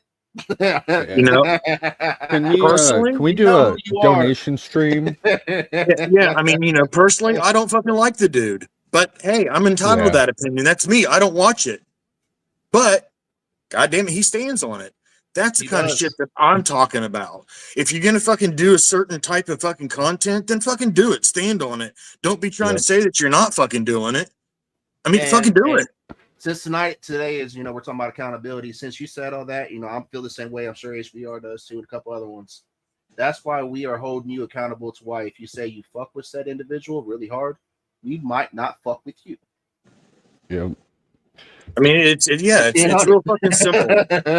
It's super fucking simple. And leave the fucking drama bullshit off the fucking internet. Like, I mean, for real, take that shit to fucking private somewhere. If you really want to, if you're gonna sit there and say that you want the fucking drama to end, you want to see this shit stop, then fucking keep it off the fucking internet.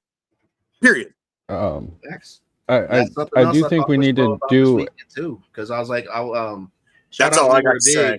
Because that's why I finally decided, like, you know what, I can't really rep Creek Squad certain people because of how they feel. Because Leroy Biggs was one of the ones when all this shit really popped up, said, "Please, y'all, stop. This is going to be nothing's good's going to come out of this. Won't just chop it."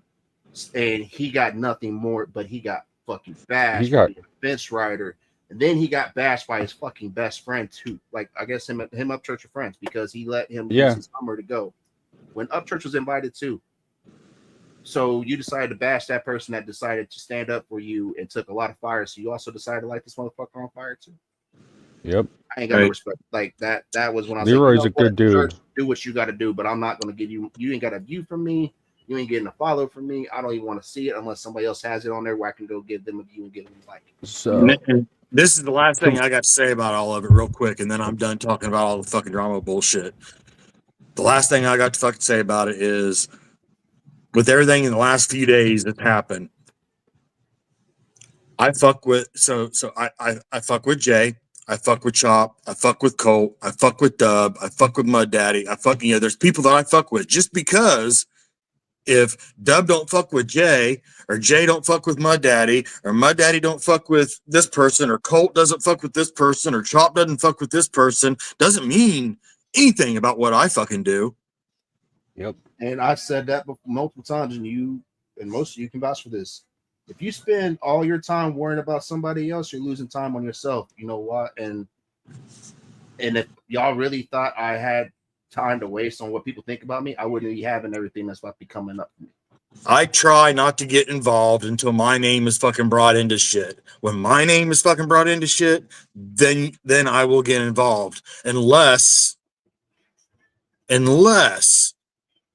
it's something that goes to a fucking personal level on somebody that I fucking care about. Or somebody's just being drunk and wanting to argue, and then you just jump off the panel and let me like that night on Tees, I just like hey, what was at least I asked Triple T for permission before I did anything because I didn't want to be disrespectful because I knew how that was going to play out. That was funny, dude. That was funny. Tim's like, hey, do what you got to do. There was absolutely no fucking point in me sitting there because I was. If anybody knows me and knows my facial expressions or has been watching and learned who I am and knows how my body language, I had to leave. Yeah. Oh my god. There was no winning that, and I wasn't. It was pointless. I was there before when it happened. And the only reason can we do a donation stream for Cody Lane? We need to get that boy a chastity belt to protect his booty from Mason. Right? He'll knock you out and fucking like, whoa. Anyways, that's all I got on the fucking drama. I don't want to relive and I'm done with it. I'll be 100. Like, this is the last thing I'm gonna say about that. Like, having to relive that. Like, Chaotic, thank you for checking on me after that because, I don't know if I said this but my son is a rainbow baby. I did say this on Triple T's last night when I jumped on, but my son's a rainbow baby. We've had a couple miscarriages before he was born. This little dude is a fucking miracle baby, and not many people knew that outside of my personal circle, but Mason. So yeah, that's why it's forever fuck you, Mason Rain. Don't ever fucking ask me for a fucking thing ever again.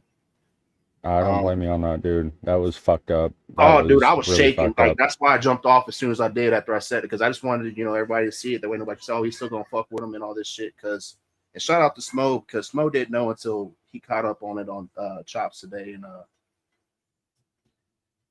well, I've said this many a times before, and this just doesn't go to Masons, goes to ODR, Lust, and the other people that have burned bridges. You can be as talented as you fucking want out here in this world, y'all. But if you are just nothing more than an asshole, nobody gives a fuck. Yep.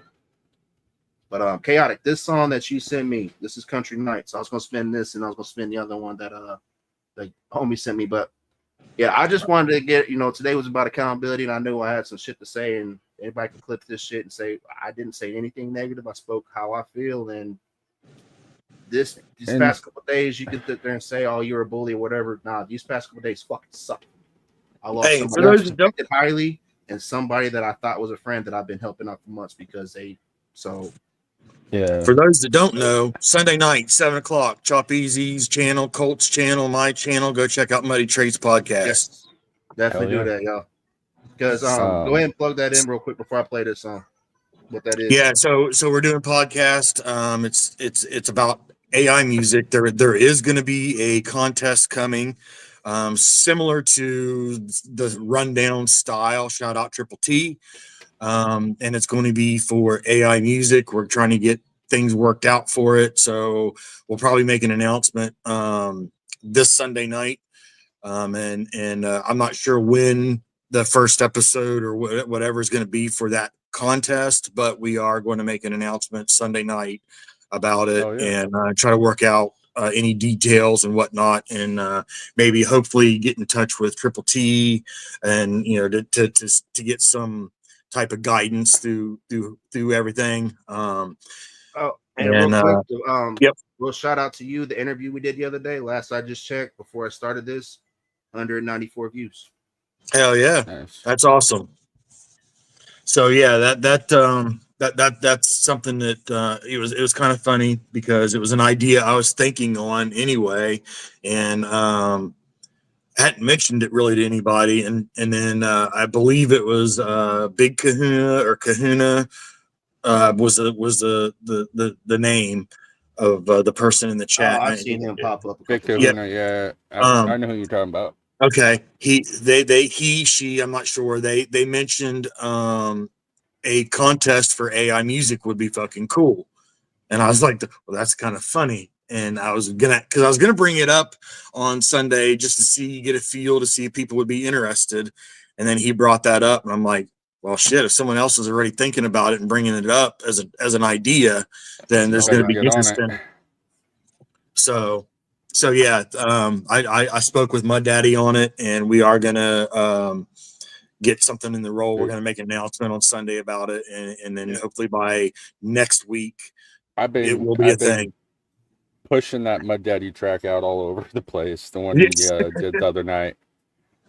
Yeah, that shit was so funny, dude. The booby one. Yeah. Yeah, he's the one that made that song. Yeah, him and Crawfish both did one. They played it last night. I was like, that's good. That's funny as hell. Yeah. And real quick to Mud Daddy, you might be mad at me right now, my bub, but I'm never gonna be mad at you. I still love you.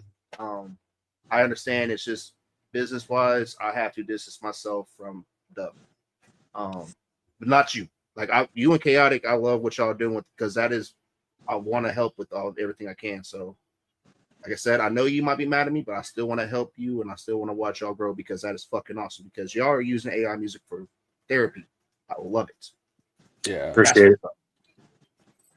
Like that's what I want to see more of, because it's not bullshit. It is not making people feel worse about themselves. It is about helping.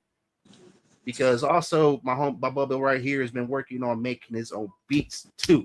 So Therefore, I am going to do everything I can to help this man continue his path because it fits the straight savvy lifestyle. So thank you, Bubba and Mud Daddy, for doing what y'all doing for those people out there who are trying to find a way to cope. Thank you. Appreciate it. Oh, yeah. Appreciate it. You know, This song that you're gonna play,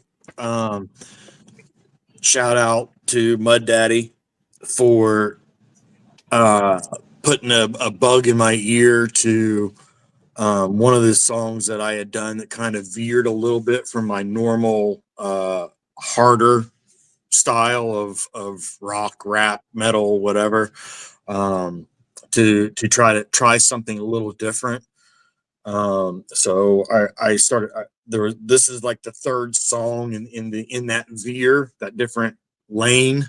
And I really enjoyed it. I really enjoyed writing this because it took me back. Progress, like we did, like we did the other when we did the interview. Watching just your level of progress from the beginning to now.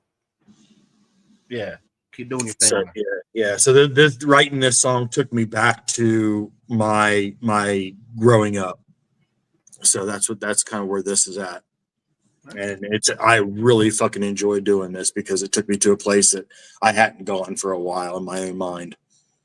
All right, let's check it out, man. Yeah.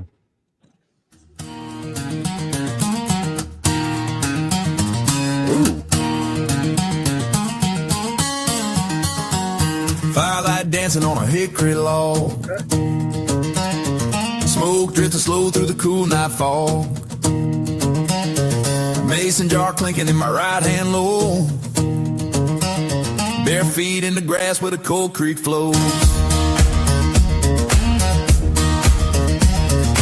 Lightning bugs flow like slow burn coals. Locusts hum deep down in their holes. Frogs start singing down by that stream. This backwoods music feels just like a dream. Crickets singing low, keep that backbeat rolling. Owl drifting where the pine tops swaying. Fire pop loud like a drum in the dark. Banjo picking low with granddad tapping spoons for the spark. It's the sound, it's the sight, it's the soul of the night. From the first spark jump till the last cold. This is the kind of music I grew up on.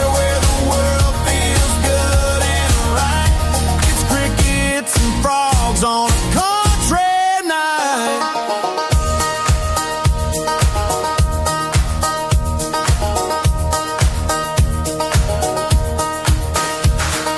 Boots kick back on a busted oak chair. Old dog snoring like he just don't care.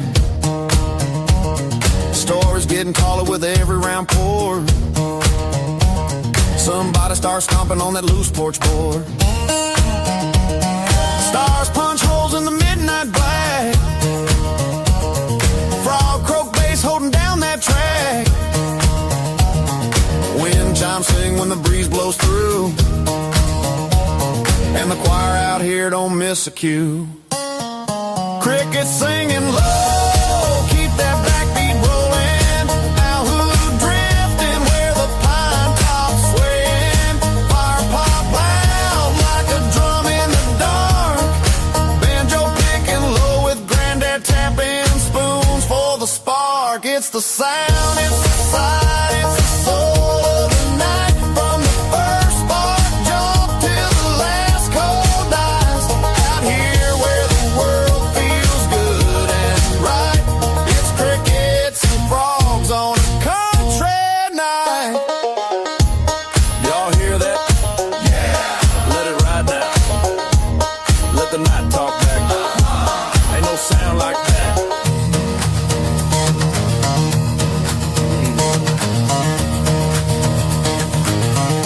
I'm visualizing the Crickets video singing for this. low, keep that backbeat rolling. Owl Everybody's in the barn. drifting where the pine tops swaying. Fire pop loud like a drum in the dark.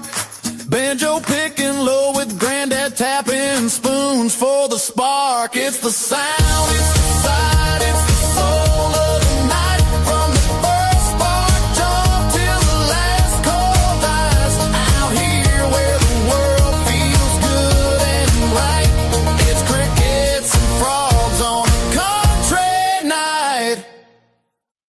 Okay.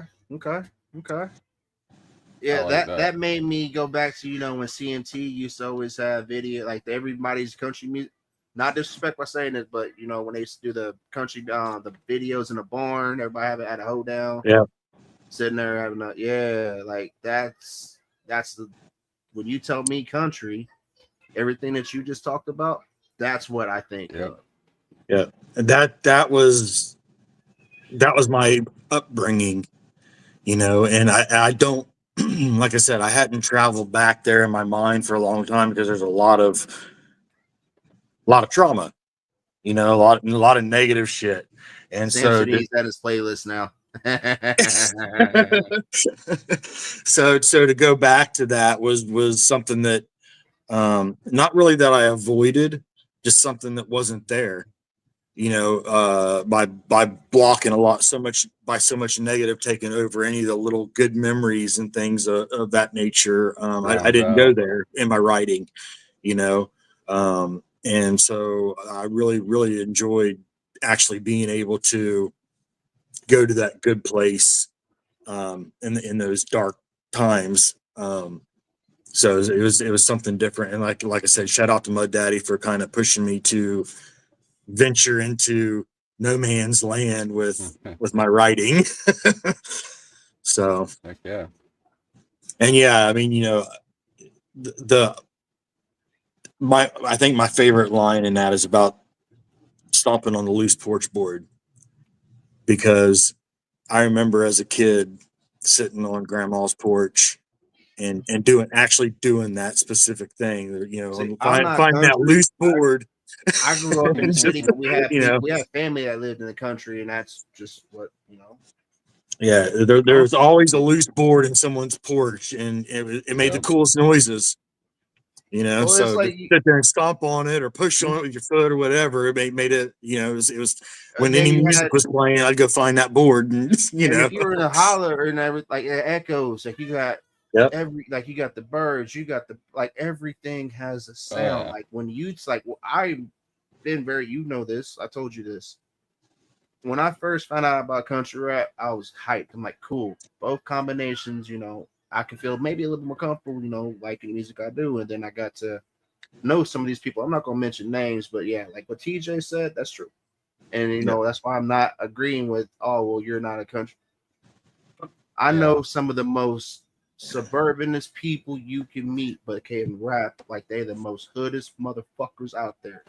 And people believe it. I know some of the people that are the most grimiest motherfuckers out there, but can sit there and spin a beautiful melody of classical music, and you wouldn't even know.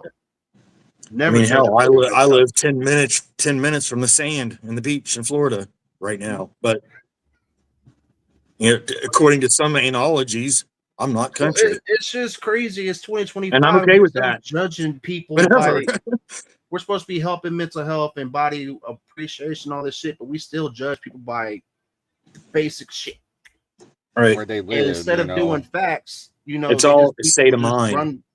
People just run with it, and then they find out these people are like, oh well, yeah, you're like you said all that negative shit without even finding out one bit of information about this person. I appreciate that, Goose Man. Yeah, no, Adam did he's not lying on that. And then watching you, I could see that being one of your tracks you get comfortable with and want to perform whenever you get to that point. Yeah, for sure. Adam said it the best. Country is a state of mind. It's not. Didn't Hank say that? It's I mean, wasn't there a song that saying that for years? Titled that?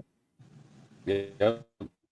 I mean, all right. You mentioned Hank. And what's crazy about Hank Williams, though, going back to the whole accountability thing, they were never considered country. They were considered rock and roll. Yeah. Country was not a thing until it became Hank Williams Sr. broke out. Hank Williams Sr., man, when he came out, he was Buddy Holly. People gave him a weird look because he was doing different. Kalijah got a shit ton load of hate. I mean, for anyone that knows the song Kalijah, that song got all kinds of fucking hate because the whole racist shit, But that's why I wanted to do the OG night, because I want to talk about because like I mentioned earlier, you know, just the evolution of music. Like, did anybody know that for a point? Well, I'm sure you guys might, but Elvis for a while was known as the pelvis because for the longest time they would never, whenever they did videos or anything, when they had him back then, they would just do with hips down. They wouldn't do his face. And You then know, a lot of what he had was because he was influenced by the Mississippi Delta music. Yep. the None blues of down what there he and- really did was his original songs. His songs that he grew up with that you heard on every juke joint, everywhere that was segregated, that you can never, and but because he was a white guy, it was okay. Not being racist, just being real. Check my Look at- facts on that. Look at the You Beatles know- and what they did for music in general. I mean, without them, Yeah. we wouldn't have sampling and looping. I mean, Yeah, Right. I'm not. That's gonna make me want to bring up the dub thing again because he said the country rap was the British invasion of shit. I I'm like, think- hold up, like I'm not even touching that.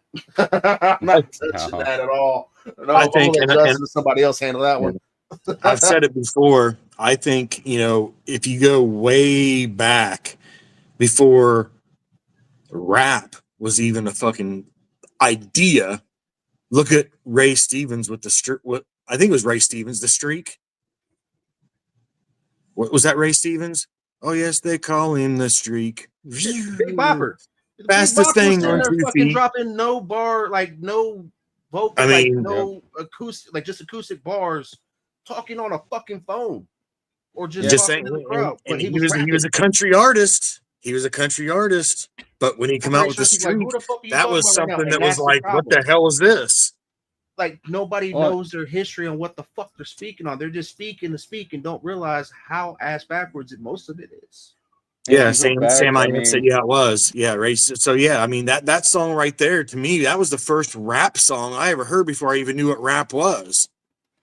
Yeah, and if you really go back through history, I mean, there's people that have Ooh. done, you know, styles of rap Great White throughout Wolf. history. Great White Wolf would be a good one to bring on when we do You the know? music theory. He said, "Love Me Tender" is the only song Elvis wrote, if I'm not mistaken. Look up Jimmy Rogers too. Yep. Thank you, Great White Wolf. Yeah, Jimmy, yeah, I love Actually, Elvis. I you know, love you- Elvis, but you can after go back doing some to- digging, same with Jerry Lee Lewis. After doing some digging, them dudes, the people, What was the not name? good people. Great Uh, musicians, great artists, but the people. Ooh. And I grew Yeah, up on speaking- Jerry Lee Lewis. I used to sing "Great Balls of Fire" with my grandpa all the damn time.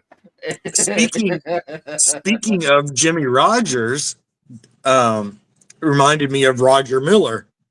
If you want to go way, way, way, way the fuck back, Dang Me. yep, That was kind of rap. yeah. I And mean, Jimmy Rogers is actually the one that Tim says is really kind of the founder of rap. yeah. I mean, if I remember right. you know, it's crazy when you really go back through some of the old shit. You know, I consider Charlie Daniels, the Devil Went Down to Georgia, Yeah, rap, country rap. yep. I mean, he was rapping with a banjo and a fiddle on a cadence. right. Yep. Which, if we go back to where rap, rap comes from the medieval days, rhythm and poetry. Jesters were doing that with, a harp. But I'm a nobody that doesn't know shit. Forgot. Sorry. That's how I even came into writing music, was which I talked about that on that show. You know, I was a poet writer. I was a poet. I guess, yeah, that's the right way to say it. Not a professional by any fucking means, so that's why but yeah, I wrote poetry. That was one of my mental health escapes on getting my thoughts and feelings out on paper. And Yeah.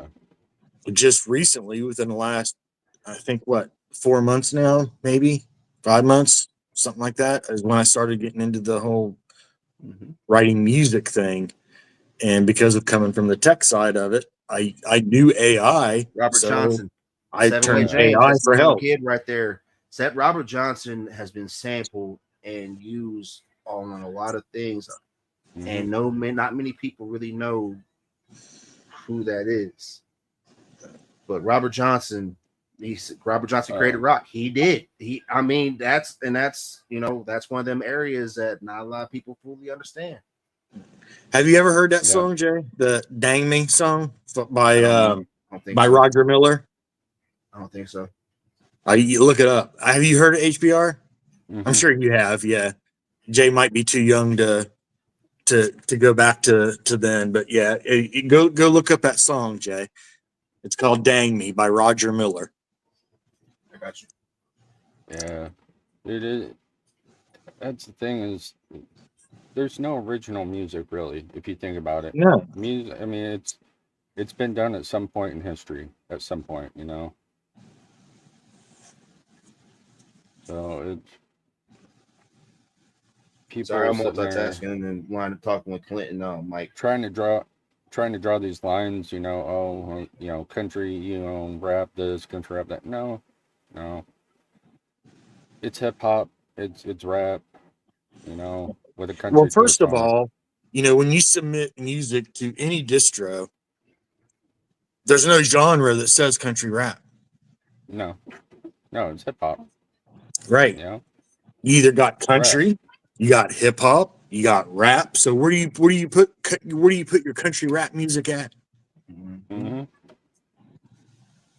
Yep. I You know what's mean, crazy about all this we're talking, because this is going to fit in when I go live with Mike Sons later, because those that might not know, I know there's not many people still around that watched my first interview with, but if you are not familiar with Mike Sons, that is one of them dudes you cannot put into a fucking box at all. I've had Cigarettes in Monte Carlo on fucking repeat the past like he week and was a half, so proud dude. of that song, man. Like when they Dude, first that hit me up track. about it, because they're one of the first ones that got, got the hat, and that's my brothers right there. I put out a post about 2 years ago looking for singers, because that's my background. I didn't listen to rap outside of Buckshot, Little White, Yellow Wolf, Tech Nine. Most of my rap is Tupac and Biggie, and that's where my rap. So it was mostly country and rock, and that's where I wanted to go. And I got to talking with Clint. We talked for 3 hours. Got linked in with Mike, and man, you great fucking individuals. Great individuals. Yeah. Dude, it's crazy because I quit listening to rap for the longest time. Back in the 2008 or so is when I stopped listening to rap, because it started getting into mumble rap, the Tekashis and all, and I was like, dude, this shit's gay. Like, I'm good on this. So it wasn't until 2012, almost 2013, I think, when Jason Aldean dropped Dirt Road Anthem, and it gave me that flow and the cadence that I love, right. From hip hop. It's like, dude, this is dope. I wonder if there's anything else out there like this. So I got on YouTube, started searching, and found Colt Ford, Smo, all these other guys. And I remembered Smo from when he had the A&E show and shit, but at that point it wasn't really my thing. I was like, oh, okay, they got some backwoods dude on here. Okay, whatever. This is kind of weird, but hey, teach their own. Right. Obviously now I've learned, grown up, and also I've come to appreciate his music and what he's done for the genre too. And that's like I told him this week, and I was like, man, I didn't realize how much I really grew up on you until I started paying attention more now. Like, you were everywhere before there was such thing as social media. Oh, well, like, dude, they had MySpace and all that. Like, dude, could you imagine what MySpace could do now with all these artists? You got 5 songs you're working on. Boom, right there, automatic promo every month. But that's going back to when people actually had to interact and realize you got to watch how you speak on people, because you will see these people in public regardless. Yep. And then that's how I came into finding the Lax, Georgia Boys, all that, and Jeff, Moccasin Creek, and actually that was the first album I ever bought, was the Hillbilly Rockstar album of Jeff, back when it dropped. And I actually contacted Jeff and his ex-wife Daphne back then, find out if I could use Hillbilly Rockstar as my intro to my RC channel I had. And they were really, Daphne was really cool, just really awesome about the whole thing. Damn, Seven Way James putting out facts by Robert Johnson. So I mean, he said facts because we were talking about. I guess he's a little behind on YouTube, on Facebook, but he said facts. So a lot of people don't get that the labels in the 20s stole his whole flow and style of playing on God. Then they built electric guitars to sound, and he played the way he played, but he gets zero credit for that. Fucking facts. Oh shit! Alan Jackson and Really? George Strait, One Last Ride. Oh shit! Is that for real? Yeah, I might have to go to that. Oh damn! Yeah, I think that's why I just popped up, and I'm looking. I'm like, what the hell? dude, those tickets are gonna be wild though. I was looking at going to Jelly Roll a year and a half ago when he came through here. And for 2 people to go, and this was the Eric Church tour he was on. He wasn't even the headliner. Just to go to that show, it would have been like $6,000 for travel, hotel. The tickets were like $2,000 each. I about shit my pants when I seen that. That can't be real. Could it? I mean, I think it's very possible. Very, very possible. So it says, I'm trying to find out here. Because, I mean, those two are... Little man has figured out how to pull himself out of his crib, and he fell on the ground. So that's what that was. Oh, crap. You okay? Yeah. Dolly Parton, George Strait, Carrie Underwood, Alan Jackson, Reba McEntire, Blake Shelton. Wow. Announced 2026 tour, One Last Ride. Yeah, Daddy sees you. All right, let me play this last song, and then I'm gonna go. Yeah, he's smiling. He's okay. Dude, he's 8 months old and 24-month clothes. So March 7th, 2026, Nashville, Tennessee. March 14th, 2026, Dallas, Texas. March 21st, Denver, Colorado. March 28th, Las Vegas, Nevada. April 4th, Los Angeles, California. April 11th, Chicago, Illinois. May 2nd, London, UK. May 9th, Dublin, Ireland. May 16th, Sydney, Australia. And final shows on June 20th in Austin, Texas. Damn. So they're doing a world tour. That's crazy, man. I bet your tickets will be real cheap. Oh, yeah. All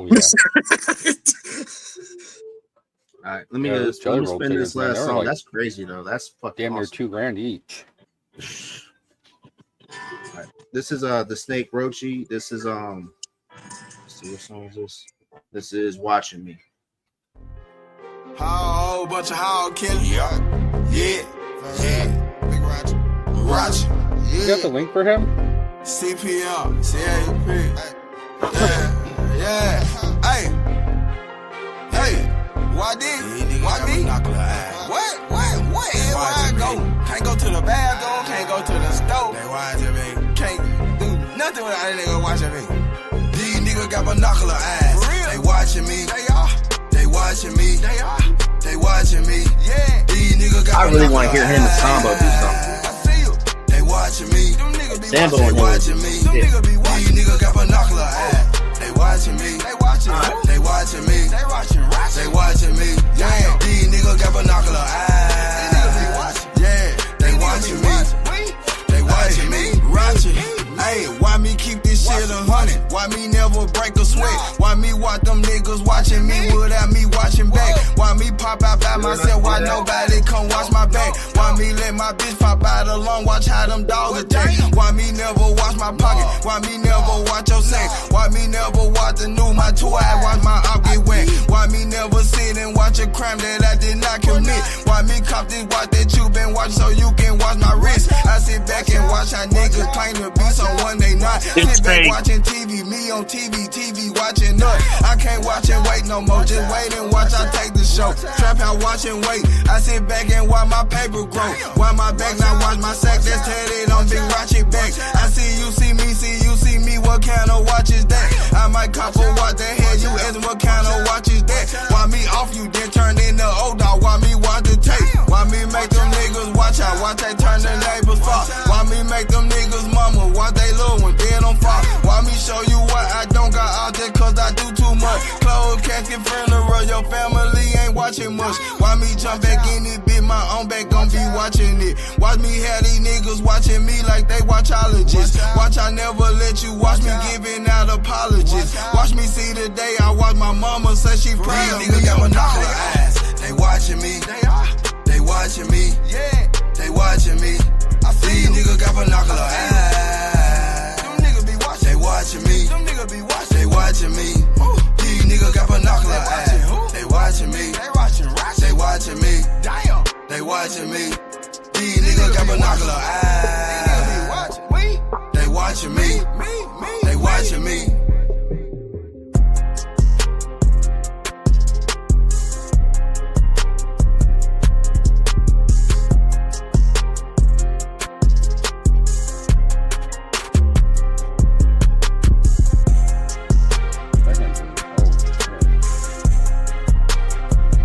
Oh, it's fake.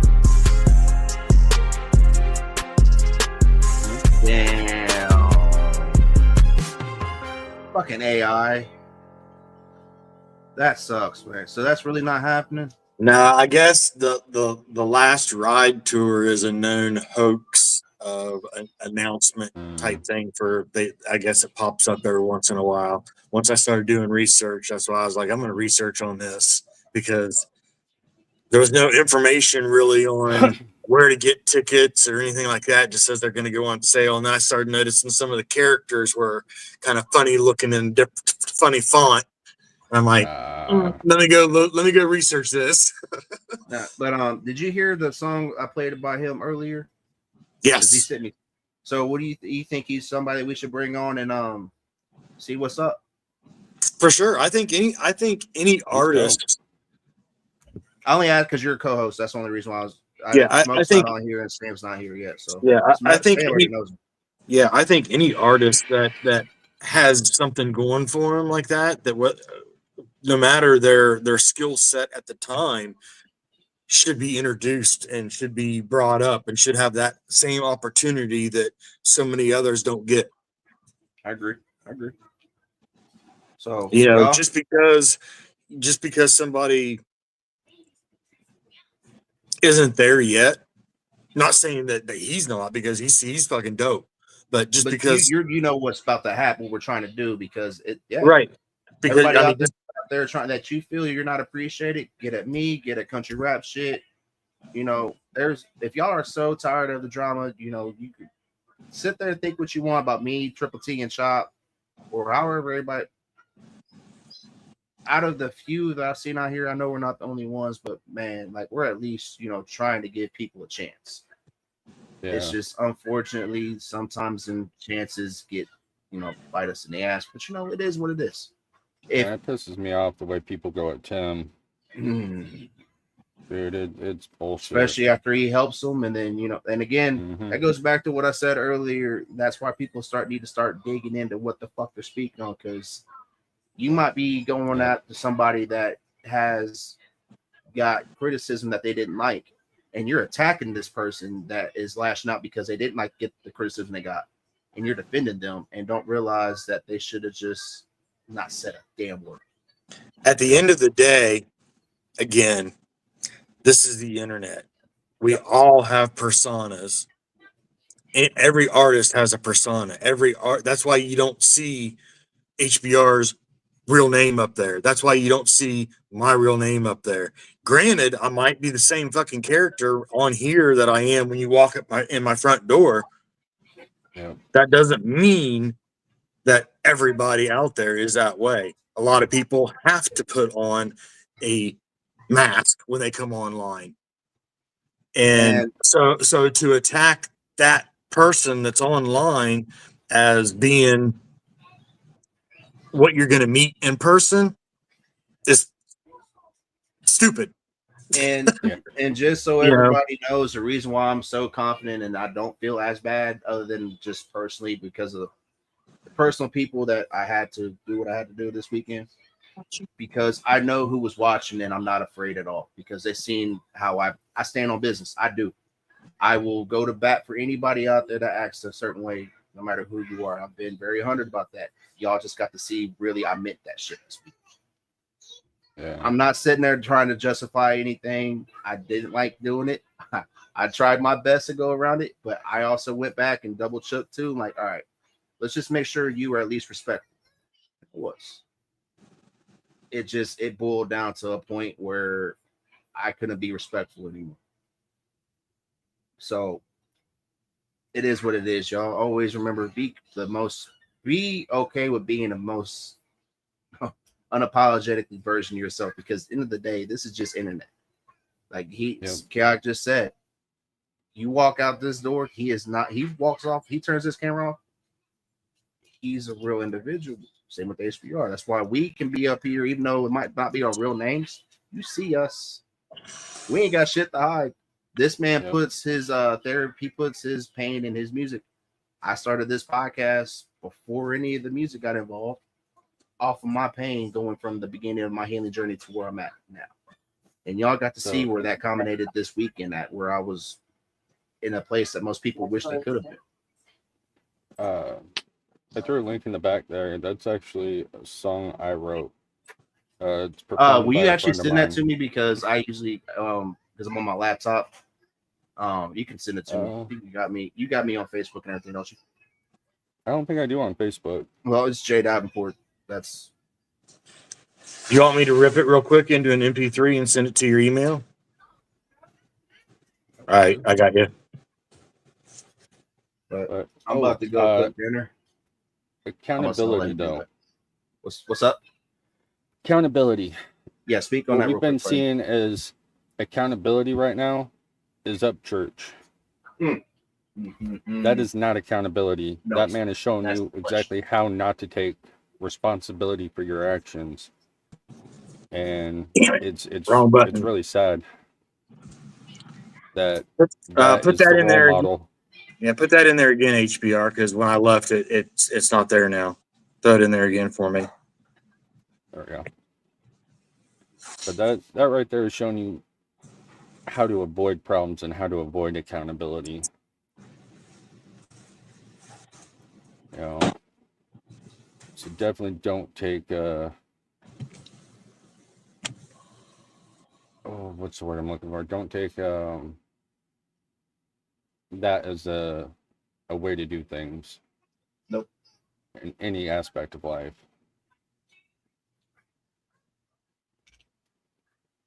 It just shows you how good some people are at acting as well.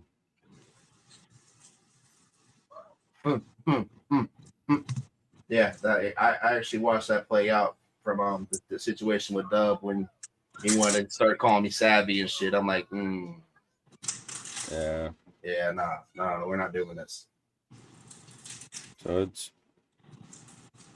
just be you, be authentic, keep it real. You know, if you fuck up, take accountability. You're like, yeah, I fucked up. Sorry, I fucked up. You want to play this? I'll have it to you here in just about probably 2 minutes if you want to wait and if you want to play it. That's up to you. Is he situated for like 2 minutes? Is he situated for like 2 minutes before I cook dinner?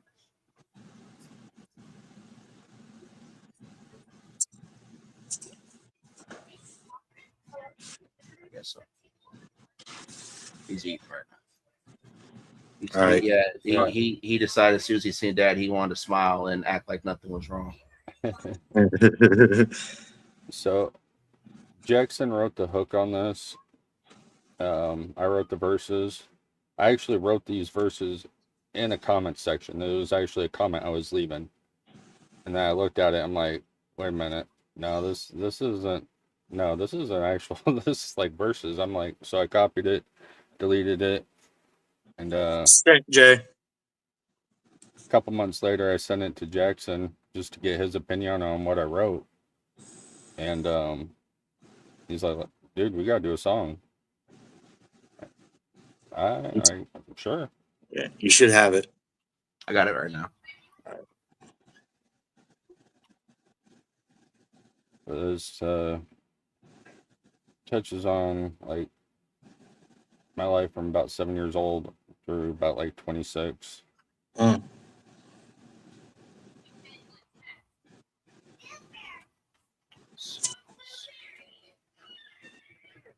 Yeah, I've got a pretty nifty little system here to grab shit and put it in MP3. Use That's a fact. That's why I appreciate everything you do. I use if I can't do it, you need to get it. It's a free open source program. It's called Seal, SEAL. Yeah. So it's an actual, because I use Free Converter. I actually use one of the apps that they have on here. So it's an actual program. Yeah, it's Android. It's a free open source software for Android. It's called Seal. If you have Android, I can send it to you.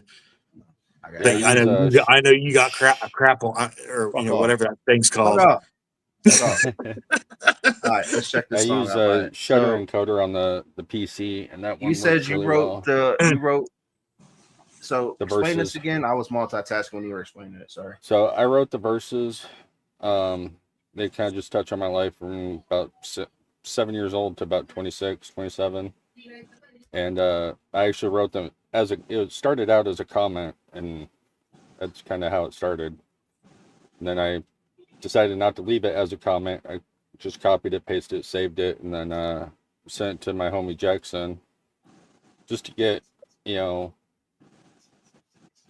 feedback on the writing of it. And he hit me back and he's like, let's record this. Like, I ain't recording shit, man. I can't sing, I can't rap. So like, yeah. Almost sounds like how Colt got his shoe aged chaotic. Yeah. It was like, go for it, man. It's like, see what it does. So it is a bit heavy, but I mean, that's one thing I do appreciate what this podcast is, but it's not just a podcast. It's a podcast for the voices. It's always been that. Those that feel that they're lost or misunderstood or not heard enough. That's what this podcast is for.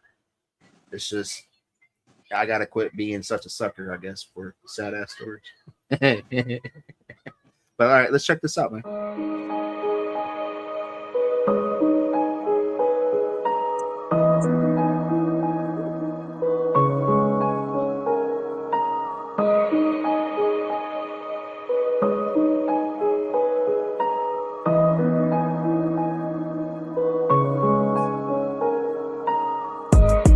I was 7 years old when life began. All alone in this house, mom's drinking again. Daddy split with his habit full of shit.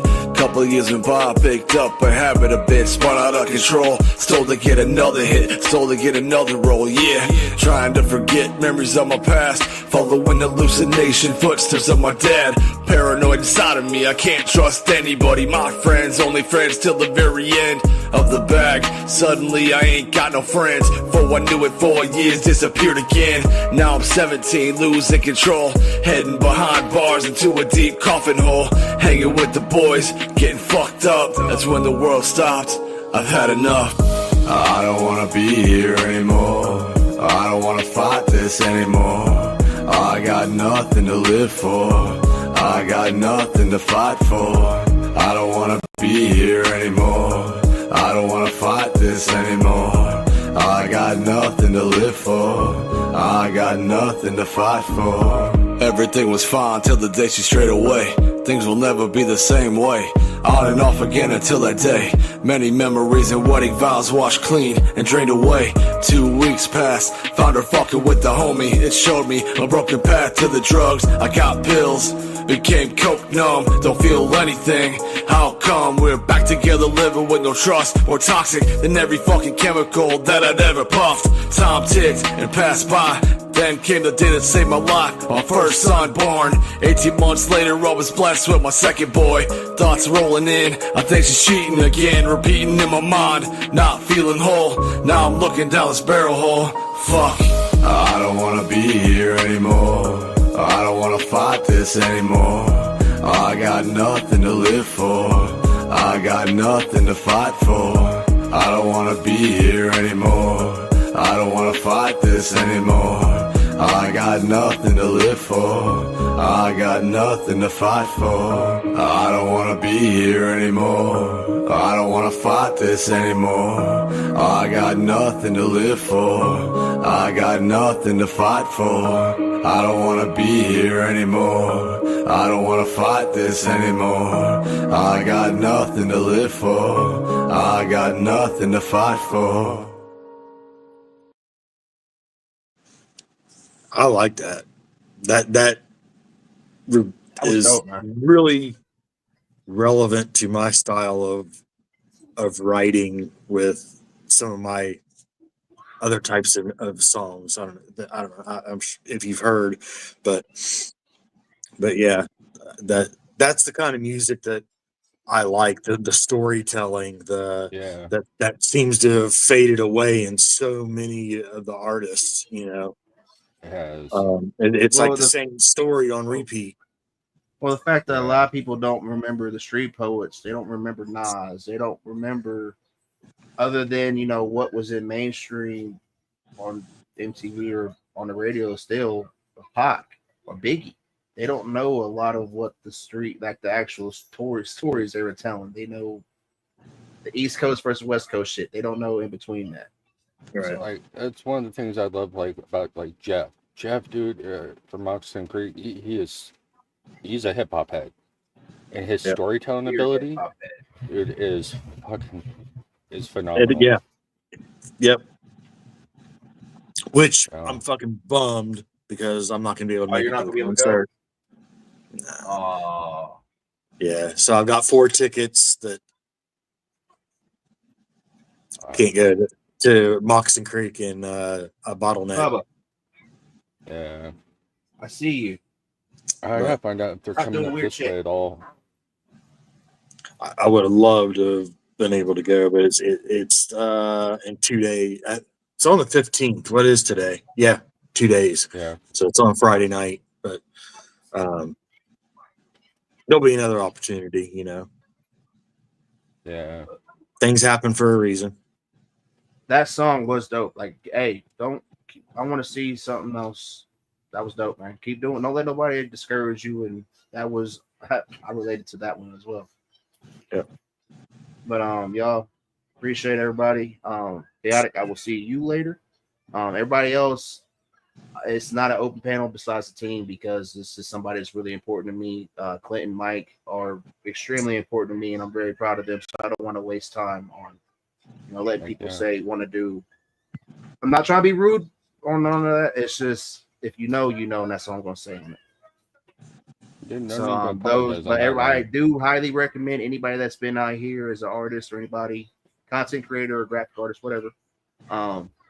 Tap in tonight. You hear Clint and Mike's story on how they believed in themselves without having to kiss anybody's ass to do the thing. Being long story short, so that's why I'm really high. I speak like I do. Chaotic knows this because I've seen multiple people do without having to go a certain way. And Clint and Mike didn't just get the tour with Dirty just out of fucking nowhere. Like you talk about the Cigarettes of Monte Carlos. That was still when Mike was just, do you know about Mike's Sons? Do you know? Oh yeah. Well, that was that was right after he was on the rundown, and that was a lot. I had heard him prior to that, but that's when a lot of people got to hear Mike's Sons for the first time. Really, it was through the rundown, and then Jeff heard him and was like, "Yo, dude, we got to do something." But Skulls, you're a fool. Skulls is awesome. Yeah. Skulls, me and Skulls go way, way back from the tech community. Oh yeah. Yeah. Nice. Yep, shit. I've known Skulls. How long we known each other now, It's been Skulls? Like fun. 4 or 5 It's years? been real. TJ, I hope all is well for you, y'all. Send prayers to TJ Yeah. Holmes. He does need to relax a little bit, and he did kind of get a little bit. But like that's what I've been trying to speak on for a while, and so is TJ. Chaotic, you've been here with us. Motherfuckers just need to stop. That's it. Stop trying to rile people up, because we don't crash out. We don't want to, but we are highly emotional people, and we only speak on shit that bothers us. So if we speak on it, there's a reason why we're speaking. We're not doing it for attention, because trust and believe, the last thing we want is attention on this shit. Like you heard Chaotic earlier where he spoke on before he jumped on here. He does not speak on shit like that.